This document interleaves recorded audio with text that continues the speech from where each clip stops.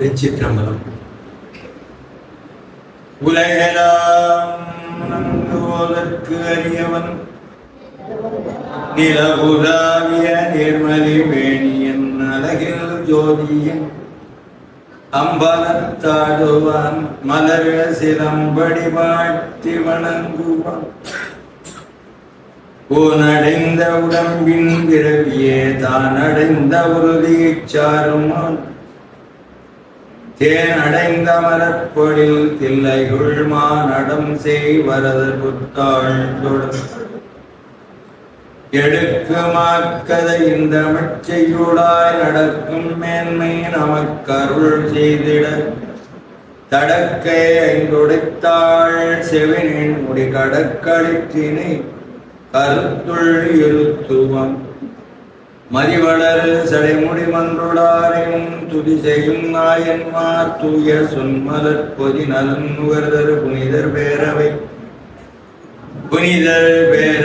விதிமுறை உலகினில் விளங்கி வெல்கவே. தில்லைவாடந்தனரே முதலாகச் சேப்படைத்ததுள்ளயதாம் திருத்தொண்டத் தொகையடியார்வதம் போற்றி கொல்லையவர் புராண கதை உலகறிய விரித்துரைத்த செல்வமலை குன்றத்தோர் செக்கிடாரடி போற்றி. எல்லாம் வல்ல செம்மேனியம்மான் சிவபரஞ்சுடர் சீரழகு தொண்டை விழா நாட்டிலே சிறப்புற்று இறங்குகிற அற்புதமான பள்ளிக்கரணை என்று சொல்லுகிற பகுதியிலே அருள்மிகு சிசபாநாயகியுடன் அவர் சிசபாநாயகராக வீட்டிலிருந்து அருள்பாலித்து வருகிற சிசபாமணிக்குள வளாகத்திலே பேசற்கரிய பெரிய பெருமானுடைய பெரும்புகழை செப்பிடார் பெருமான் திருவாய் மலர்ந்தருடைய திருத்தொண்டர் புராணத்தின் வழி நின்று தொடர்ந்து திங்கள்தோறும் சிந்தித்து வருகிறோம். அந்த வகையிலே புத்தாண்டு விசுவாவசு ஆண்டு சித்திரை திங்கள் தொடங்கி இந்த நிகழ்வானது ஆதிவாரம் என்று சொல்லுகிற ஞாயிற்றுக்கிழமையிலே மாலை வேளையில் மிக சிறப்பான முறையிலே நிகழ திருவருள் துணை செய்து வருகிறது. இந்த அற்புதமான எழில்ஞான பூசை வழிபாட்டை செவ்வனே தொடர்ந்து செய்து வருகிற அருள் நலம் சான்ற நிறைபண்பு செல்வர் நம்முடைய பள்ளிக்கரணை சிசபாமணி கூட நிறுவனர் பாராட்டுதலுக்குரிய ஐயா சிவத்திரு திருஞானம் ஐயா அவர்களுக்கு என்னுடைய அன்பு கலந்த பணிவார்ந்த வணக்கங்களை இந்த இனிய நேரத்திலே தெரிவித்து அவருடைய திருவுருட் சமூகம் குடும்பத்தார் அனைவரையும் வாழ்த்தி இந்த அற்புதமான நிகழ்விலே அருளாளர்களையும் அடியார்களையும் பெரியோர்களையும் தாய்மார்களையும் குழந்தை செல்வங்களையும் இத்தகைய எளிமையான பூசையிலே பங்கோடு செய்ய வேண்டும் என்று அன்போடு அழைத்து அன்பு காட்டுகிற ஐயாவின் படி வருகை தந்திருக்கிற பெரியோர்கள் அவ்வளவு பேருக்கும் பணிவார்ந்த அன்பிகர்ந்த வணக்கத்தை இந்த இனிய நேரத்திலே தெரிவித்துக் கொள்கிறேன். குழந்தை செல்வங்களை நெஞ்சார வாழ்த்துகிறேன். தொடர்ந்து நாம் சிந்தித்து வருகிற நாயன்மார்கள் தத்து மூதையில் மூன்றும் தொடரட முத்து மூடல் முகிழ்த்த நிராமய சித்து மூர்த்தி என்று போற்றி புகழப்பெறுகிற பெருமை பொருந்தியவர்கள். சித்து மூர்த்தி தன் ரொம்ப அற்புதமான பாடல் அது. ரத்து மூதையில் தொடரட முத்து மூடல் முகிழ்த்த நிராமய சித்து மூர்த்தி தன் தாழ் சேர் 63. இந்த அருவான்மை நாயன்மார்கள் வரிசையிலே இந்த திங்கள் நாம் சிந்தனைக்கு எடுத்துக்கொள்ள வேண்டிய நாயனார் பெருமான் மூர்த்தி நாயனார் அவருடைய அற்புதமான சரீரத்தை தேவி செக்குடார் வாக்கின்படி இருந்து நாம் சிந்தித்திருக்கிறோம். அந்த வகையிலே அவர் ஆற்றிய பெரும் தொண்டு அது என்ன அப்படின்னா, சிவ வழிபாட்டிலே சுவாமிக்கு திருமுழுக்கு செய்து, அதாவது மகாபிஷேகங்கள் எல்லாம் செய்து பெருமானுக்கு திலகம் இடுவது. அப்படின்னா என்ன திலகம் இடுவான்? சந்தனம். சந்தன சாந்தின் சுந்தரா போற்றி, சுண்ணவன் சந்தன சாந்தும் அப்பர் பெருமான் தேவர். அதே அப்பர் பெருமான் ஆடான அடியவர்களுக்கு அன்பன் தன்னை ஆணைந்து மாடியேனான் அவையம்புக்க தாடானை சந்தனமும், சந்தனத்தை குறிப்பிடுறார் அப்பர் சுவாமி திருந்தாண்டது. சந்தனமும் குங்குமமும் சாந்தும் தொய்ந்த தோடானை, தோடாத முத்து ஒப்பானை, தூவெடுத்த கோவணத்தை அறையிலார்ந்த கீழானை, கீழ்வேடூர் ஆடும் கோவை கேடிலே நாடும் அவர் கேடினாரே. அதனால வழிபாட்டிலே ஆலயங்கள்ல பெருமானுக்கு திலகமாக இடுவது, திருமுழுக்கு செய்வது, அவற்றிற்கெல்லாம் உரிய அற்புதமான நறுமண பொருள் எதுனா சந்தனம். ஒரு மங்களகரமான திருமணம், புதுமனை குருவிழா, 60, மணிவிழா, முத்துவிழா, எந்த ஒரு நிகழ்வானாலும் குழந்தைகளுக்கு செய்கிற காதணி விழா, மஞ்சள் நீராட்டு விழா, திருமணம் ஆக எந்த ஒரு விழாவானாலும் வருகை தருகிற பெருமக்களை வரவேற்கிற பொழுது எப்படி சந்தனம் கொடுத்து, பன்னீர் தெளித்து, நறுமண மலர்கள் இனிப்பெல்லாம் வழங்கி வரவேற்பது ஒரு மரபு. அது அன்பினுடைய ஒரு அடையாளம். நம்ம நெற்றியில திருநீர் பூசுகிறோம்னா, திருநீர் அறிவு, மூல வெண்மை நிறம் அறிவு. குங்குமம்னா ஆற்றல், அது சிவந்த நிறம். சந்தனம்னா அது அன்பு, அன்பினுடைய ஒரு அடையாளம். சோமாஸ்கந்தராக சுவாமியை அம்மையப்ப பிள்ளையாக பார்க்கிற பொழுது அறிவு சுரூபமாக பெருமானையும், ஆற்றல் சுரூபமாக அம்மையும், ஆனந்தமாகிய இன்ப சுரூபமாக கந்தமூர்த்தியையும் அம்மையப்ப பிள்ளையாக சோமாஸ்கந்த மூர்த்தியாக பார்க்கிறோம். அதுதான் நம் நெற்றியில விபூதி, சந்தனம், குங்குமம். அம்மையப்பரை நினைத்து, சோமாஸ்கந்த மூர்த்தியை நினைத்து, கடவுளே எனக்கு நல்ல அறிவு, நல்ல ஆற்றல், நல்ல அன்பு இவையெல்லாம் கொடுத்து வையத்துள் வாழ்வாங்க வழிகாட்டுன்னு சொல்ற மாதிரி இந்த அடையாளங்களை எல்லாம், இதுதான் சாதனம். பூதி சாதனம். பூதினா விபூதி, விபூதி முதலான அப்படின்னு அர்த்தம். அதுல சிவகண்மணி அப்படின்னா ருத்ராகம். இதெல்லாம் அடையாளம். சுவாமிய சைவர்கள் அப்படிங்கிறதுக்கு உண்டான அடையாளம். இவை அனைத்தும் சிவசம்பந்தமுடையனவை. அதனால இந்த வரிசையில முதலாவதாக சந்தனம். இந்த சந்தனத்தை நாள்தோறும் ஆலவாய் சொக்கேச பெருமானுக்கு வழங்குகிற பெரும் திருத்தொண்டு செய்தவர் தான் மூர்த்தி நாயனார். அவருடைய சரித்திரத்தை நமக்கு முதல்ல அறிமுகம் செய்பவர் யாரு அப்படின்னா நம்ம சுந்தரமூர்த்தி சுவாமிகள். திருத்தொண்ட தொகையில தில்லைவாழ் அந்தணர் சருக்கம் அடுத்து, இலைமறிந்த சருக்கம் அடுத்து, மும்மையார் உலகாண்ட சருக்கம் என்று சொல்லுகிற சருக்கம். சருக்கம்னா உட்பிரிவு. 2 காண்டம், பெரிய புராணத்துல 2 காண்டங்கள். அது பெரிய பிரிவு, பெரும்பகுதியா 2 பகுதியா பிரிச்சாச்சு. உள்ள வர நாயன்மார்களுடைய சரீரத்தை பிரிக்கிற பொழுது சுந்தரமூர்த்தி சுவாமி ஒவ்வொரு பாடலா பாடினார் இல்லையா?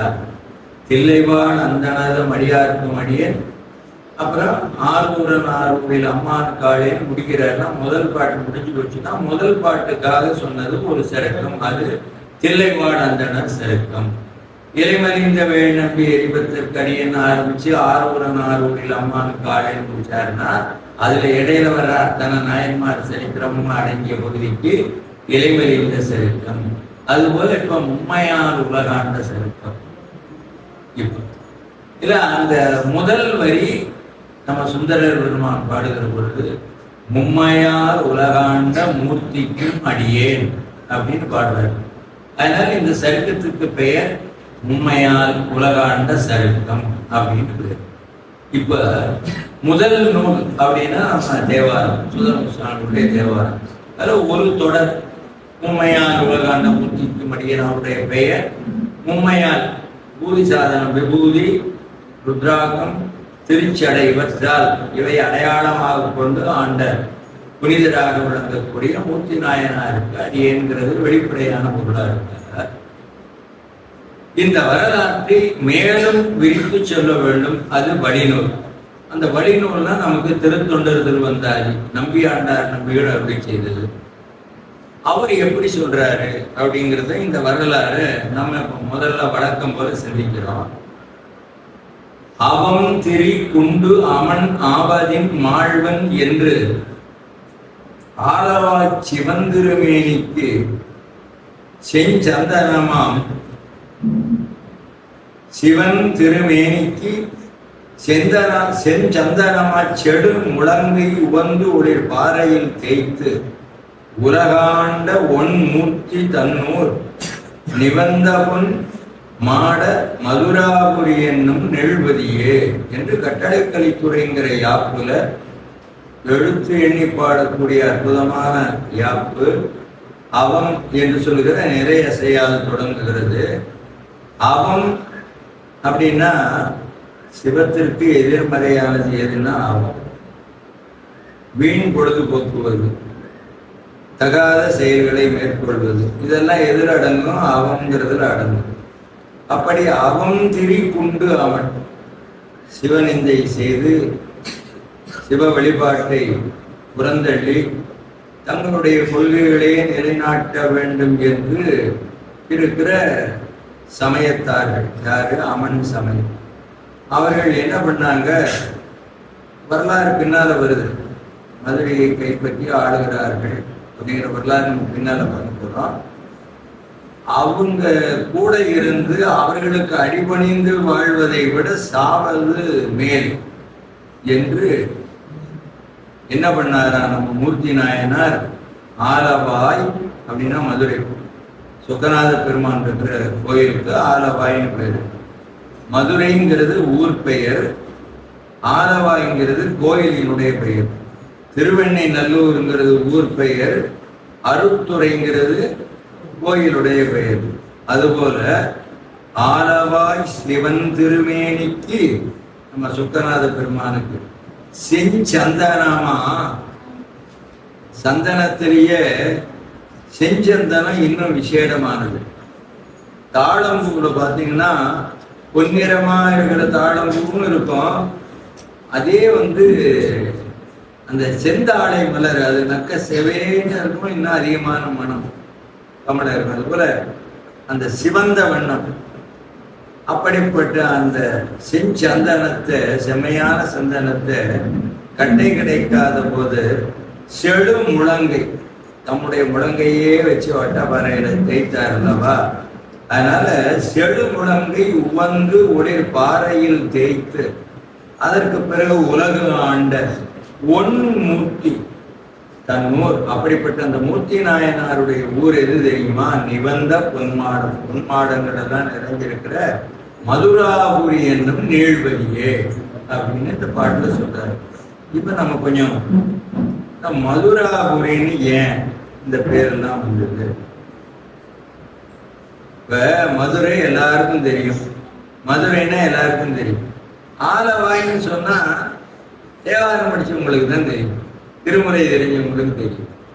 மதுராபுரி அப்படிங்கிறது பழமையான காலத்துல அந்த ஊர் பெயர்கள் எல்லாம் சமரபுரின்னு சொல்ற மாதிரி மதுராபுரி, அழகாபுரி மதுராபுரி அப்படின்னு சொல்றது ஒரு மரபு. அது இல்லாம கூடல், நான் மாட கூடல் அப்படின்னு நம்ம சொல்றோம். இப்படி அந்த மதுராபுரி என்னும் நிகழ்வதி ரொம்ப பெரும் புகழ் வாய்ந்த ஒரு பதினா தலம், இடம்னு அர்த்தம். இப்ப இந்த பாடல்ல இந்த செழு முழங்கைன்னு ஒரு வார்த்தையை பயன்படுத்துறாரு. நம்பியாண்டார் நம்பிகள் என்ன பண்றாரு, முன்கை திண்டா தானே முழங்கை நீளன்னு ஒரு பழமொழி கேட்டுக்கீங்களா? முன்கை நீண்டாதான் முழங்கையும் நீளம் அப்படிங்கிறது இது ஒரு உலகியல் பழமொழி. இந்த கையிலேயே இந்த முழங்கைக்கு என்னன்னா ரொம்ப முதன்மை அதிகம், ரொம்ப சிறப்பு அதிகம். பகவான் எந்த நட்டும் போல்ட்டெல்லாம் இல்லை, நம்ம அதுக்கு கிரீஸ் எல்லாம் போடல. ஒரு எந்திரத்தை இயக்கிறதுக்கு நம்ம எவ்வளவு தூரம் அதனுடைய இயக்கத்துக்காக நம்ம பார்க்குறோம், ஃபேக்டரியில கம்பெனியில எல்லாம் பார்க்குறோம். சுவாமி இந்த எலும்புகள் கையில காலில் கழுத்துல எவ்வளவு தூரம் இதையெல்லாம் பொருத்தி, இதற்கு எந்த நட்டும் போடல, போல்ட்டும் போடல. ஆனா இப்ப யாராவது கை கால உடஞ்சி போச்சுன்னா அவங்களுக்கு என்ன பண்றாங்க, எலும்பு ரெண்டையும் சேர்த்து வச்சு நட்டு போல்ட்டு போட்டு முடிக்கிறாங்க. அப்புறம் அதை ஆப்ரேஷன் பண்ணி எடுக்கிறதுக்கு மறுபடியும் இருக்கா அறுவை சிகிச்சை மேற்கொள்றாங்க இல்லையா? பகவான் அப்படி பெரிய அனுகிரகம் இதுக்கு நம்ம எந்த ஆயிலும் விடல. ஆனா அதுக்குள்ளேயே இறைவன் அந்த மஞ்சை இதெல்லாம் வச்சு படைச்சிருக்கிறார் இல்லையா? அப்ப செழு முழங்கையினர், எல்லாருக்கும் இருக்கிறது முழங்கை தான். ஆனா இவருக்கு இருக்கிற கை மட்டும் செழுமை வாய்ந்த முழங்கையினர். ஒரு மனிதனுடைய பலம் ஒரு சேலஞ்சு பண்ற போது முதன்மை ரெண்டுமே நம்ம கை தான், ரெண்டு கையும் நம்ம கை தான். இரு கையை தட்டினா தான் ஓசை விடும், ஒரு கை தட்டினா ஓசை ஓடாது, அதெல்லாம் சரிதான். ஆனா எந்த ஒரு பொருளையும் இப்ப ஒரு பொருளை எடுத்து ஐயா இந்தாங்க விபூதி பிரசாதம் கொடுக்குறேன்னா எந்த கையில கொடுப்பேன்? இந்த கையில தான் கொடுப்பேன். அவர் எந்த கையில வாங்குவாரு? அதே வலது கையில தான் வாங்குவார் இல்லையா? துணைக்கு வேணும் இந்த கையை சேர்த்துக்கலாமே ஒழிய கை எந்த கையை பயன்படுது? வலக்கை. எந்த கையை? வலக்கை இல்லையா? அப்ப என்னன்னா முதன்மை பெறுவதில் வலது கரம் ரொம்ப அவருக்கு அவர் வலது கைங்க. அவரு ஒருத்தருக்கு பத்தி இன்னொருத்தர் துணையா இருந்தா அவங்களை என்ன சொல்றாங்க? அவருக்கு அவர் வலது கைங்க அப்படின்னு சொல்றாங்க. அது போல வலது கைக்கு ஒரு தனி சிறப்பு. அத என்ன சொல்றாரு ரொம்ப அற்புதமா, சாதாரணமா மற்றவங்களுக்கு இருக்கிற கையில எங்கா ஒரு சின்ன அடிபட்டுட்டாலே நம்ம நொந்து போயிடுவோம். ஆனா இந்த வரலாற்றுல கல்லுல இந்த கையவையே வச்சு தேய்க்கிற கதை பின்னால சேஷார சுவாமி விரிவா சொல்றாரு. அப்ப இந்த உறுதிப்பாடு, இந்த வலிமை, ஒரு வாள் எடுத்து சண்டை போடுறோம் இல்லையா? எந்த ஒரு வேலையை செஞ்சாலும் அந்த வேலையில முழுமையான பலத்தை, முழுமையான செயல்பாட்டை செய்யற கை எதுன்னா வலது கை இருக்கு. இடது கை மகுடமா நம்ம சாப்பிட்றோம், எந்த கையை முதன்மையா வச்சு சாப்பிட்றோம். அதனால இந்த வலது கை அது இந்த கையே ஒரு கதை சொல்லுவாங்க. என்ன கதை? மகாபாரதத்துல கதை சொல்லுவாங்கன்னு சொல்லுவாங்க. என்ன கதை? பாண்டவர்களுக்கும் கௌரவர்களுக்கும் ஒரு விருந்து வச்சு என்ன சொல்லிட்டாங்க? கைய மடக்காம விருந்து சாப்பிடணும், கைய மடக்க கூடாது, ஆனா விருந்து சாப்பிட முடியணும். எப்படி சாப்பிடுறது? நல்லா பரிமாறியாச்சு, சுவையான அமுது, நல்லா விதவிதமா வச்சிருக்குது, வாசனை மூக்க துளைக்குது, சாப்பிடணும்னு ஆசை வருது, நாக்குல எச்சில் ஊறுது. ஆனா கண்டிஷன் என்ன? கையில கை நீட்டலாமே ஒழிய கையை மடக்கி இப்படி கொண்டு போக கூடாது, ஆனா சாப்பிடணும். கௌரவர்கள் யாரு? துரியோதனாதி, அவங்க 100 பேர் அண்ணன் தம்பி எல்லாம். பாண்டவர்கள் யாரு? தர்மராஜா, அர்ஜுனன், பீமன், நகுலன், சகாதேவன். இந்த விருந்து நடக்குது. இந்த விருந்துல அந்த உரிய நேரம் முடிஞ்ச பின்னால பார்த்தா வச்ச பரிமாறின விருந்து கௌரவர்கள்கிட்ட அப்படியே இருக்குது. ஆனா பாண்டவர்கள் பக்கம் போய் பார்த்தா ஒண்ணுமே இல்லை, எல்லாம் சாப்பிட்டு முடிச்சுட்டாங்க. எப்படி முடியும்? எப்படி முடியும்?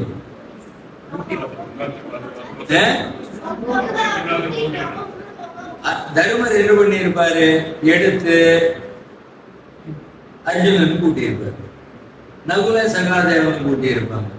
ஆக மொத்தம் ஒருத்தர் அதே மாதிரி தருமருக்கு அவங்க எடுத்து ஊட்டி இருப்பாங்க. கைய மடக்கத்தானே ஏன் கூடாது? விருந்த சாப்பிடலாம் இல்ல? அப்போ ஒருத்தருக்கு எடுத்து ஊட்டியே சாப்பிட்டு 5 பேரை என்ன பண்ணிட்டாங்க? விருந்த காலி பண்ணிட்டாங்க. ஆனா வெறப்பா உட்கார்ந்து இருந்த கௌரவர்கள் ஒருத்தர் அவங்க அண்ணன் தம்பிகளுடைய ஊட்டிக்கணுங்கிற எண்ணம் இல்லை, ஒரு அறிவு அவர்களுக்கு வேலை செய்யல அப்படின்னு ஒரு வரலாறு சொல்லுவாங்க. வேடிக்கை இல்லையா? அப்ப என்னன்னா இந்த கையினுடைய முதன்மை ரொம்ப முக்கியம், கையோட செயல்பாடு அது ரொம்ப முக்கியம். அப்ப இந்த கை சாதாரண கையா இருக்குன்னா அது உலக்கை, ஒண்ணுக்கு பிரயோஜனமே இல்லை. அது செடும் கையா இருக்கும், செழுமையான. ஐயா அவர் தொட்டு கொடுத்தாருங்க ராசி, அருமையா போகுது சொல்றாங்களா இல்லையா? அவர் கை ராசி. அப்ப அது செடும் கையாக, என்ன கையா இருக்கணும்? செடும் கையா இருக்கும். அந்த கைக்கு காப்பு போடுறது, மோதிரம் போடுறது, இதெல்லாம் மரியாதையெல்லாம் கிடைக்குது. அட தங்கம் வேண்டாயா விற்கிற விலைக்கு? ஒரு கும்பாபிஷேகம் பண்றோம், ஒரு பூஜை பண்றோம்னா கையில பவித்திரம் போடுறாங்க. 1000 மடங்கு தங்கத்தை விட உயர்ந்து எதுன்னா தர்மபுரி, அதுல போடுற பவித்திரம் சிறந்த கையா, பெரிய புராணத்துல. அதனால இந்த கைக்கு தான் அவ்வளோ மரியாதையும் சிறப்பும் அப்படின்னு பார்க்கிறோம். இந்த கைய அவர் என்ன பண்ணாரு? பெரிய கல்லில் வச்சு கிடைச்சார் இல்லையா? அந்த தைரியம், அந்த உறுதிப்பாடு, அந்த சிவன் மேல வச்சிருந்த பற்று, திருத்தொண்டின் உரைப்பு, அதனாலதான் நம்பியாண்டார் நம்பிகள் இந்த கையை வெறுமனே கையன்னு சொல்லாம செழுங்கை என்று எழுதினார் அப்படிங்கிறது இதுக்குள்ள இருக்கக்கூடிய ஒரு சிறப்பான கருத்து. இது எதுல? திருத்தொண்டர் திருவந்தாதியில நம்முடைய நம்பியாண்டார் நம்பிகள் வச்சுக்கிற பாடல்ல அழகா சொல்றாரு. செஞ்சந்தானமா செழு முழங்கை உவந்து, ரொம்ப விரும்பி ஒளிர் பாறையில் தேய்த்து உலகாண்ட ஒன்மூர்த்தி அப்படின்னு. மூர்த்தி சிறியதா இருந்தாலும் கீர்த்தி பெரியதுன்னு ஒரு படம் சொல்லுவாங்க இல்லையா? அப்படி இந்த வரலாறு செல்கிறது. இப்ப எப்பவுமே ஒரு வரலாறு நம்ம சேக்கிழார் பெருமான் சொல்ல தொடங்குகிற பொழுது என்ன பண்ணுவாரு? அந்த நாட்டை பத்தி தான் முதல்ல சொல்றாரு. எந்த நாடு, அதுக்கப்புறம் தான் என்ன ஊரு, அப்புறம் என்ன குலம் கோத்திரம், இதெல்லாம் அப்புறம் சொல்லாரு. அதுக்கப்புறம் அவர் என்ன பணி செய்தார், எப்படி சித்தி பெற்றார், இதெல்லாம் சொல்லுவார். அப்படி பார்க்கிற பொழுது முதல்ல பாண்டிய நாட்டினுடைய பெருமையை சொல்ல வர்றார். பாண்டிய நாடுங்கிறது எது? மதுரை, திருநெல்வேலி, அந்த பகுதியெல்லாம் பாண்டிய நாடு. பழம்பதி மாணிக்கவாசக பெருமாள் பாண்டிய நாடே பழம்பதியாகுங்கிறார். இவ்வளவு காலத்தால தொன்மையான பகுதி எதுன்னா பாண்டிய நாடு. அந்த பாண்டிய நாட்டுக்கு தான் தமிழ்நாடுன்னு சேக்கிழார் பெருமான் சொல்றார். அப்புறம் பின்னால இப்ப எல்லாமே தமிழ்நாடுன்னு நம்ம சொல்றோம்.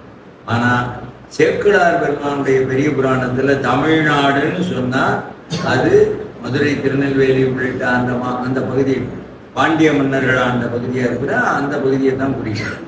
ஆக இப்ப நமக்கு இந்த பாண்டிய நாட்டினுடைய சிறப்பை ஔவையார் என்ன சொன்னாங்க? சோழ நாடு சோறுடைத்து, சேர நாடு வேடமுடைத்து. வேடம்னா என்ன? குழந்தைங்களுக்கு தெரியுமா? தெரியாது. வேடம்னா யானை. சேர நாடுன்னா கேரளா, மலையாள தேசம். குருவாயூர்லாம் பார்த்தீங்கன்னா யானையெல்லாம் காட்டுறாங்கல்ல, அங்க நிறைய கேரளான்னு சொன்னாலே யானை. அங்க வேடம்னா என்ன? யானை, யானையினுடைய தந்திரம், அதெல்லாம் ரொம்ப விசேடம் இல்லையா? அதனால வேடம் உடைத்து. சோழ நாடு சோறு உடைத்துன்னா சோழ நாட்டுல நிறைய நெல் விளையுது, சாப்பாட்டுக்கு பஞ்சம் இல்லை. அதே சமயத்துல சோறுன்னா முக்தின்னு இருக்கும். முக்தி பெறுகிற பேற்றினை வழங்க வந்த நாடு எதுன்னா சோழ நாடு. அதனால பாதகமே சோறு, பச்சினவா தோணோக்கம் என்று மணிவாசக பெருமானும் பாடுறாரு இல்லையா. அதனால அதுபோல சேர நாடு, சோழ நாடு, அப்புறம் பாண்டிய நாடு, தொண்டை நாடு. தொண்டை நாடுன்னா சான்றோருடைய திருநாங்க அவையார். பாண்டிய நாடுக்கு என்ன சொன்னாங்க? இதெல்லாம் பள்ளிக்கூடத்து பாடத்திலேயே வரும். இதெல்லாம் குழந்தைங்களுக்கெல்லாம் ரொம்ப பயன்படும். அப்ப என்னன்னா பாண்டிய நாடு உடைய வேந்தர் மூவேந்தர் தான், மூவர் தான். அவங்க சேர, சோழ, பாண்டியர். இன்னும் மற்றவங்களும் இருக்காங்க. மற்ற மன்னர்கள் எல்லாம், மற்ற தேயத்து மன்னர்கள் எல்லாம் இருந்தாலும் முடியுடை வேந்தர்னா யாருன்னா மூவர் தான். சேர, சோழ, பாண்டியர் தான். இதே பின்னால நம்ம மூர்த்தி நாயனாரும் உலகால வருகிறார் பாண்டிய நாட்டை. அப்ப அவருக்கு முடிச்சு விட்டுறப்ப அந்த வரலாறு சொல்றேன். அப்ப என்னன்னா இப்ப பாண்டிய நாடுன்னா முத்துடைத்து. பாண்டிய நாடு என்ன உடைத்து? முத்து. ஏன்னா கொற்கை முத்து. கடல்ல தூத்துக்குடின்னு சொல்ற தூத்துக்குடி, அது திருமந்திர மாநகர்னு பேரு. இப்ப கூட அந்த நகர் என்ன சொல்றாங்க? முத்து நகர் அப்படிங்கிறாங்க. முத்து நகர் விரைவு வண்டி, தொடர் வண்டி, ட்ரெயின் எல்லாம் இல்லையா. ஒரு சிப்பி அதுக்குள்ள முத்து இருக்கிற மாதிரி அங்க ஒரு அருங்காட்சியகம், அதாவது காட்சிப்படுத்தி வச்சிருக்கோம். சரி, ஆக நம்ம சேக்கிழார் பெருமான் என்ன சொல்றாரு, பாண்டிய நாட்டை பத்தி என்ன சொல்றாரு அப்படின்னு பாத்தீங்கன்னா, முதல் வார்த்தையே சீர் மண்ணு. சீருங்கிறது ரொம்ப அருமையான மங்களச்சொல். ஒரு நூலை தொடங்குகிற பொழுது மங்கள சொல்லால தொடங்க வேண்டும் என்பது மரபு. இப்ப உலகம் அப்படிங்கிறது ஒரு மங்களச்சொல். அதனாலதான் உலகம் யாவையும் தாமுட வாக்கரும் நிலைபெறுத்தலும் கம்பர ஆரம்பிக்கிறார். அதே போல உலகெல்லாம் தொட வந்து எழுகதிற்பரதி அப்படின்னு பாடத் தொடங்குறார் கருவூர் தேவர். உலகம் ஒப்ப வலநீர் புதிதரு அப்படின்னு நக்கீர தேவர் திருமுருகாற்றுப்படையர் தொடங்குறாரு. அதுபோல உலகம் அப்படிங்கிற சொல்லாலதான் தில்லைக்கூத்த பெருமான் அடி எடுத்து கொடுத்தார் சேக்கிழார் பெருமானுக்கு. உலகெல்லாம் வந்து போதற்கு அறியவன். ஆகையினால இப்ப இந்த பாண்டி நாட்டை சொல்ல வருகிற பொழுது என்ன சொல்றாரு, மங்கள சொல்லாக சீர்ங்கிற சொல்ல குறிப்பிடுறார். சீர்மை. மண்ணு அப்படின்னா நிலை பெற்று இருப்பது. ஏதோ கொஞ்ச நாளைக்கு நல்லா இருந்து அப்புறம் கொஞ்ச நாள்ல விழுந்து போறது இல்லை. என்றைக்கு அன்றைக்கு இன்றைக்கும் என்றைக்கும் ஒரு தன்மைத்தாக இருப்பது எதுவோ அதுதான் சீர் மண்ணுன்னு சொல்லுது.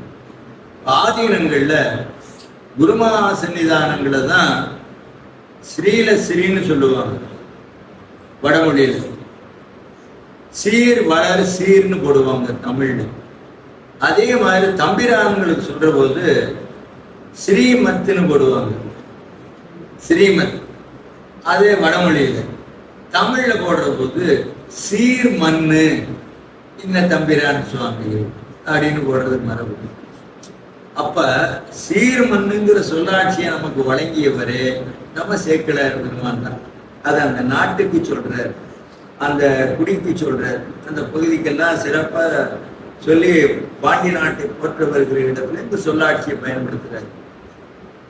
சீர் மண்ணு செல்வ குடிமல்கு சிறப்பின் நோங்கும் கார்மண்ணு சென்னி கதிர்மாமணி மாட வைப்பு நார்மண்ணு சிந்தை பல நல்துறை மாந்தர் போற்றும் பார்மண்ணு தொன்மை புகழ் கொண்டது பாண்டிய நாடு அப்படின்னாரு. பாண்டிய நாடு இன்னும் தெற்க லெமூரியா கண்டம், கபாடபுரம் அதெல்லாம் கடல்கோள்ல போயிட்டு இப்ப இருக்கிற பாண்டிய நாடு அளவால குறைஞ்சுதான் இருக்கு. இதுல முதற் சங்கம் இடைச்சங்கம் எல்லாம் கடந்து இப்ப கடைச்சங்க காலத்துலதான் நம்ம பார்க்கிற பாண்டிய நாட்டை நம்ம பார்க்கிறோம். இப்ப இந்த பாண்டிய நாடு இருக்கிறது, அங்க வாழ்கிற மக்கள் பல நல் துறை, ஒரு துறை அல்ல. இப்ப இங்க நம்ம சிசபாமணி கூட இருக்குன்னா சிசபாமணி கூடத்துல இங்க வந்தா என்னெல்லாம் கத்துக்கலாம்? கைலாய வாத்தியம் கத்துக்கலாம் இல்லையா? திருவாசகம் முற்றோதல்னா திருவாசகம் கத்துக்கலாம் இல்லையா? சொற்பொழிவு அப்படின்னு இங்க பெரிய புராணம் கேட்க வந்தா உங்களுக்கு பேசுறதுக்கு பாடுறதுக்கு மைக்க பிடிச்சு தைரியமா பேசுறதுக்கு இதுக்கெல்லாம் உங்களுக்கு ஒரு பயிற்சி கொடுக்கலாம். அப்ப இங்க ஒரு துறையா இருக்குது. அப்புறம் 6 அபிஷேகம் இல்லையா, நடராஜர் ஆண்டு விழா பெரிய அளவு. அதுக்கு அடுத்தபடியா பார்த்தா வர்ற மக்களுக்கெல்லாம் பூஜை எல்லாம் முடிஞ்சு பிரசாதம் இல்லையா, எல்லாரும் சிற்றுண்டி. இப்படி குழந்தைகளுக்கு நல்ல அறிவு புகட்டுவதற்கு ஒரு சிறப்பு வகுப்பு இவ்வளவும் நடக்குது. அப்ப இங்க எத்தனை துறை இருக்குது? பல துறைகள் இருக்குது. சிசபாமணி கூடம்னா எத்தனை துறை? பல துறை, பல பயிற்சி இங்க பெறலாம். அது மாதிரி பாண்டிய நாட்டுல எப்படிப்பட்ட மக்கள் வாழ்றாங்கன்னா பல நல் துறை மாந்திரனர். நல்ல துறையா இருக்கணும், தேவையில்லாதெல்லாம் கத்துக்கூடாது. தேவையானது எதுவோ நல்லது எதுவோ அதை கத்துக்கணும். அதை தான் சொல்றாரு. அப்படிப்பட்ட மாந்தர்கள் வாழ்கிற சிறப்பு புகழ் கொண்டது இந்த பாண்டிய நாடு. சாயும் தளிர்வல்லி மருங்குல் நெடுந்தடங்கள் வேயும் படு தோழியர் பண்படும் என் சொல் செய்ய வாயும் படு நீழ் கரை மண்போரும் தன் பொருந்தம் பாயும் கடலும் படும் நீர்மை பணித்த முத்தம். ஏன்னா அந்த நாடு பாண்டிய நாடு முத்துடைக்கு இல்லையா, அதனால என்ன சொல்றாரு, அந்த முத்தோட சிறப்பை சொல்ல வர்றாரு. அதுல என்ன சொல்றாருன்னா, இதுல வழக்கமா பெரிய புராணத்துல சோழ நாட்டினுடைய பெருமை தான் அதிகமா. ஏன்னா நாயன்மார்கள் பலர் சோழ நாட்டை சார்ந்தவர்கள் தான். அப்படி பார்க்கிற போது இங்க பார்த்தீங்கன்னா பாண்டிய நாட்டை பத்தி இப்பதான் முதல்ல பெரிய புராணத்துல பேச தொடங்குகிற இடம். அதனால எப்பவுமே பாண்டிய நாட்டோட சிறப்பை சொல்லணும்னா வைகையே சொல்லணும். ஆனா சேக்கிழார் பெருமான் இந்த பாட்டை என்ன சொல்றாருன்னா தாமிரபரணியும் சொல்றாரு.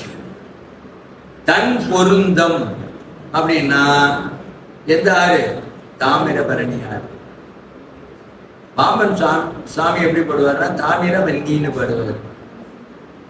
இதுக்கு அழகா காவிரி தென்பெண்ணை பாலாறு புகழ்வன் கண்டதோர் வையை பொருணை நதி என மேவிய ஆறு பலவோட திருமேனி செழித்த தமிழ்நாடுன்னு பாரதியார் பாடுறார். அதுலயும் நம்ம தாமிரபரணியோட சிறப்பு சொல்லப்பட்டிருக்கு இல்லையா. அதனால தன் பொருந்தம் அப்படின்னு தாமிரபரணி சொல்றாரு. இந்த பாட்டுல என்னன்னா, ஒரு நாடுன்னு இருந்ததுன்னா அந்த நாட்டுல எல்லா மக்களும் மகிழ்ச்சியா இருக்கணும். அதுக்கு பேரு இன்ப வளம்னு பேரு. அழுது படுத்திட்டு இருந்ததுன்னா அது நாடா? எத்தனை இடத்துல குண்டு போட்டு யுத்தம் நடந்து எல்லாம் பெரிய பெரிய மாட மாளிகை எல்லாம் செறிஞ்சு மக்கள் தெருவில் எல்லாம் அலைஞ்சு படாத பாடுபடுறதெல்லாம் டிவி நியூஸ்ல பார்த்துட்டு இருந்தோம். காட்டுறாங்களா இல்லையா? அப்படியே அந்த மாதிரி இருந்தா அதுக்கு பேரு நாடா? நாடாகுன்றோ காடாகுன்றோ அவலாகுன்றோ மிகலாகுன்றோ அதுல எவ்வளி நல்லவர் ஆடவர் அவ்வளி நெல்லை வாடிய நிலைன்னு அவையாறப்படுவாங்க. என்னன்னா ஒரு நாடுன்னா அந்த நாட்டுல என்ன இருக்கணும்னா இன்பம், மக்கள் மகிழ்ச்சியா இருக்கணும். அப்பதான் அது நாடு. அப்படி இல்லைன்னா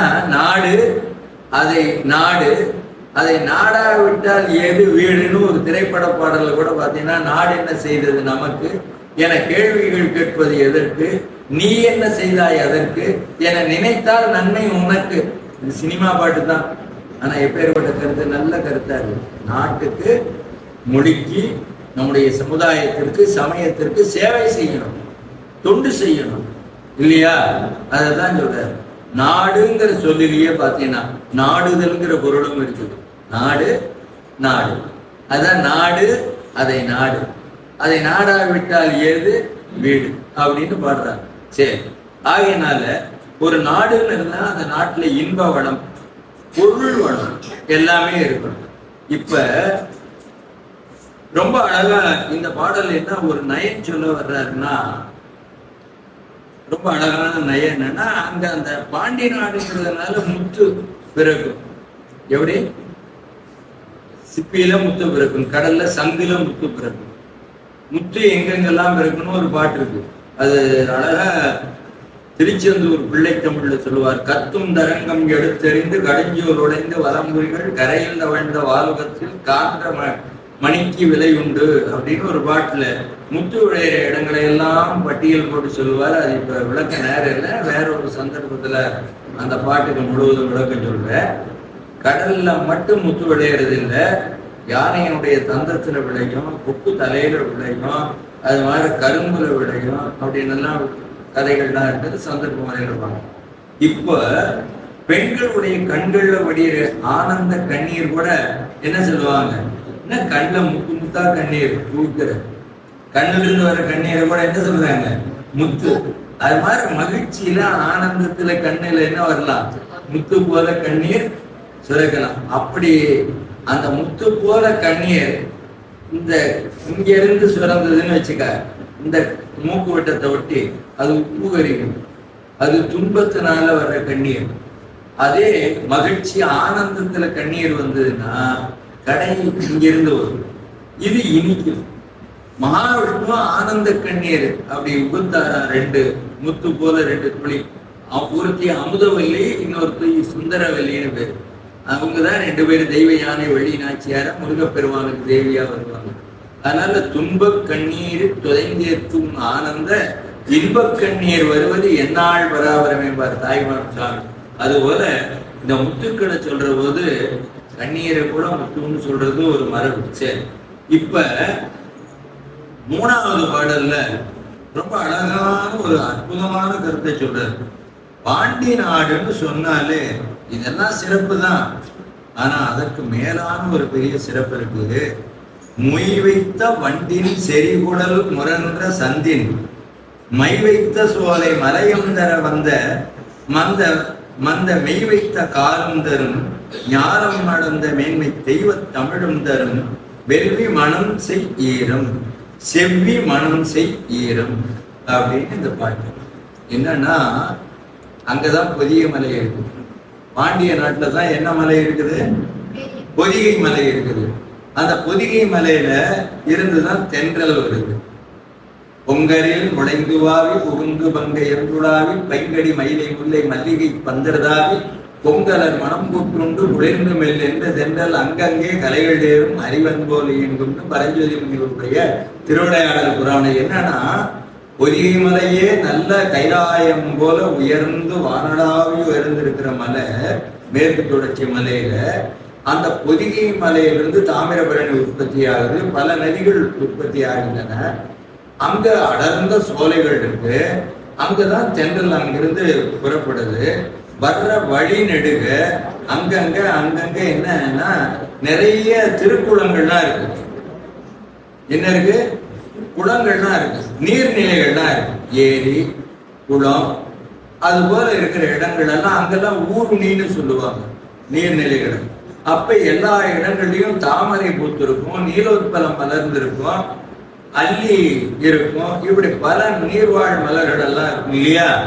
அந்த தென்றல் காற்று என்ன செய்யுதான், அடர்ந்த சோலைகள்ல நுழைஞ்சு சரள மந்தார சண்பக வகுல சந்தன நந்தன வனத்தின்னு சொன்ன மாதிரி அத்தனை மனங்களையும் வசீகரித்து கொண்டு நீர்நிலைகள்ல புகுந்து அங்கேயும் குளிர்ந்த காற்றோட நீர்நிலை மலர்கள் இருக்கிற மனத்தை எல்லாம் வாரி மகரந்தத்தோட தேன் அந்த சுவையோட அப்படி பொறுப்பு எப்படி வருதான். அங்கங்கே கலைகள் ஏறும் அறிவன்பு. ஒரு நல்ல புள்ள படிக்கிற பிள்ளைக்கு அடையாளம் என்னன்னா எங்க பார்க்கணும், படிக்கிற பிள்ளைன்னா நூலகத்துல பார்க்கணும், இல்லைன்னா கோயில்ல பார்க்கணும், பார்க்கலையும் பீச்சிலையுமா பார்க்கணும், தேட்டர் வாசல்ல பார்க்கணுமா. அதனால அந்த தென்றல் எப்படின்னா நல்லா படிக்கிற பிள்ளைங்க எப்படியோ அது மாதிரி அறிவன் அங்கங்கே கலைகள் தேவை. ஒரு தஞ்சாவூர்ல பார்த்தா ஒரு தெருவில் போனா வீணை வாசிக்கிற சத்தம் கேட்கும் நான் படிக்கிற போது. அப்புறம் இன்னொரு தெருவில் போனா மத்தளம் கத்துக்கிறது வாசிக்கிறது, இன்னொரு தெருவில் போனா கதாகால சேவன். வடக்கு வாசல் பக்கம் போனா இந்த நையாண்டி மேடம் அந்த கரகாட்டம் அதெல்லாம். இன்னொரு பக்கம் போனா பரதநாட்டியம் நடக்கும், இன்னொரு பக்கம் போனா கோயில் பக்கம் போனா தேவாரம் கேட்கும், ஆகம பாடசாலை வேத பாடசாலை பக்கம் போனா வேதம் கேட்கும். அப்ப என்னன்னா அங்கங்க இருக்கிற என்னென்ன கலைகள்லாம் இருக்குதோ அதையெல்லாம் பார்க்கிறது பயில்வது. அப்படி இருக்கிற ஒரு அருமையான நிலையை தென்றலோட ஒப்பிட்டு சொல்றாரு நமக்கு பரஞ்சோதி முனிவர் திருவிளையாடல் புராணத்துல. அது போல இங்க இந்த தென்றல் என்னன்னா உடல் நலத்துக்கு நல்லது. தென்றல் காற்று நம்ம கொஞ்ச நேரம் காற்று இல்லைன்னா என்ன பாடுபடுறோம். இப்போ புழுக்கம், கோடை வெயில் தொடங்கியாச்சு. அப்ப தென்றல் காற்று நம்ம ஏசி போடுறோம், இல்ல வேற ஏர் கூலர்லாம் வச்சு பாக்குற காத்துக்கும் தென்றலுக்கும் எத்தனை வேறுபாடு இருக்கு. தென்றல்னா உடல் நலத்துக்கு நல்லது, இதெல்லாம் கெடுதல். எது ஏசி எல்லாம் கெடுதல். அதனால அது உடல் நலத்திற்கு நல்லது. அப்போ உள்ளம் இருக்குது இல்லையா, நம்முடைய உள்ளம் உடல் நலத்துக்கு சென்றது. பாண்டிய நாட்டுல உள்ளம், இந்த உள்ளத்துல நன்மையா நல்லதா சிறப்பா இந்த உள்ளமும் மலர்ச்சியா மலரணும் இல்லையா. அதுக்கு என்ன அப்படின்னா அதுதான் தமிழ். தமிழ் உணர்வு. எப்படி? தமிழ் உணர்வு. அந்த தமிழ் உணர்வு தழைக்க உடல் நலத்திற்கு சென்றதும் தமிழ் உணர்வு தழைக்கவும் எங்க பொதிகை மலையில அகத்திய பெருமானார் இருந்து அருள்வாளிக்கிறார். எப்படி? நின்றவனை வந்த நெடியோனடி பணிந்தார் அன்றவனம் அன்புறது அழிகிறது கண்ணா நன்று வர வென்றவன நல்லுரை வளர்ந்தார் என்று முழது என் தமிழ். இந்த தமிழ் மொழி இருக்குதே, அது நேற்று இன்று நாளை எக்காலத்திலையும் இருக்கும். யாராலையும் தமிழ் மொழியை சிதைக்கவோ அழிக்கவோ முடியாது.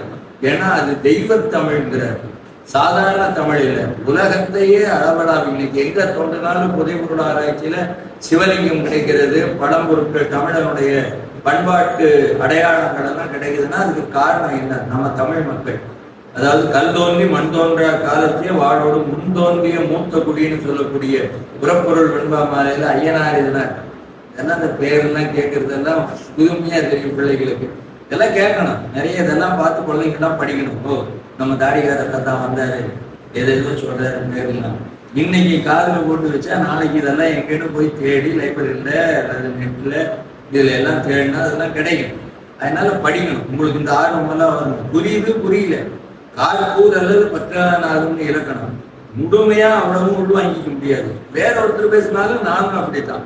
அப்ப அவர் பேசுறது அத்தனையும் நம்ம உள்வாங்க முடியுமா? முடியாது. முடிஞ்ச வரைக்கும் உள்வாங்கிட்டு என்ன பண்ணணும்? நம்ம பயிற்சியோட அதை முழுமையா நம்ம மற்றவங்களுக்கு சொல்லக்கூடிய திறமையை வளர்க்கணும். அதுக்குதான் குழந்தைங்களுக்கு எல்லாம் சொல்றது. ஆகையினால உடல் நலத்திற்கு சென்றதும் உள்ள நலத்திற்கு தமிழ். அதை என்ன சொன்னாருன்னா, இப்படி தமிழ் மொழியை சிறப்பித்தவர்கள் வேற யாருமே இருக்க முடியாது. எப்படின்னா செந்தமிழ், வண்டமிழ், மென்தமிழ், ஒண்டமிழ் இப்படி எல்லாம் சொல்றது நம்ம கேட்டிருப்போம். ஆனா சேக்கிழார் பெருமானுடைய திருவுள்ளம் என்ன சொல்லுது பாத்தீங்கன்னா, ஞானம் அடர்ந்த மேன்மை தெய்வ தமிழும் தரும்.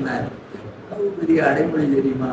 இன்னொரு இடத்துல சொல்லுவார் சேக்கிழார் சாமி, மல்லல் நெடுந்தமிழ்ங்கிறார்.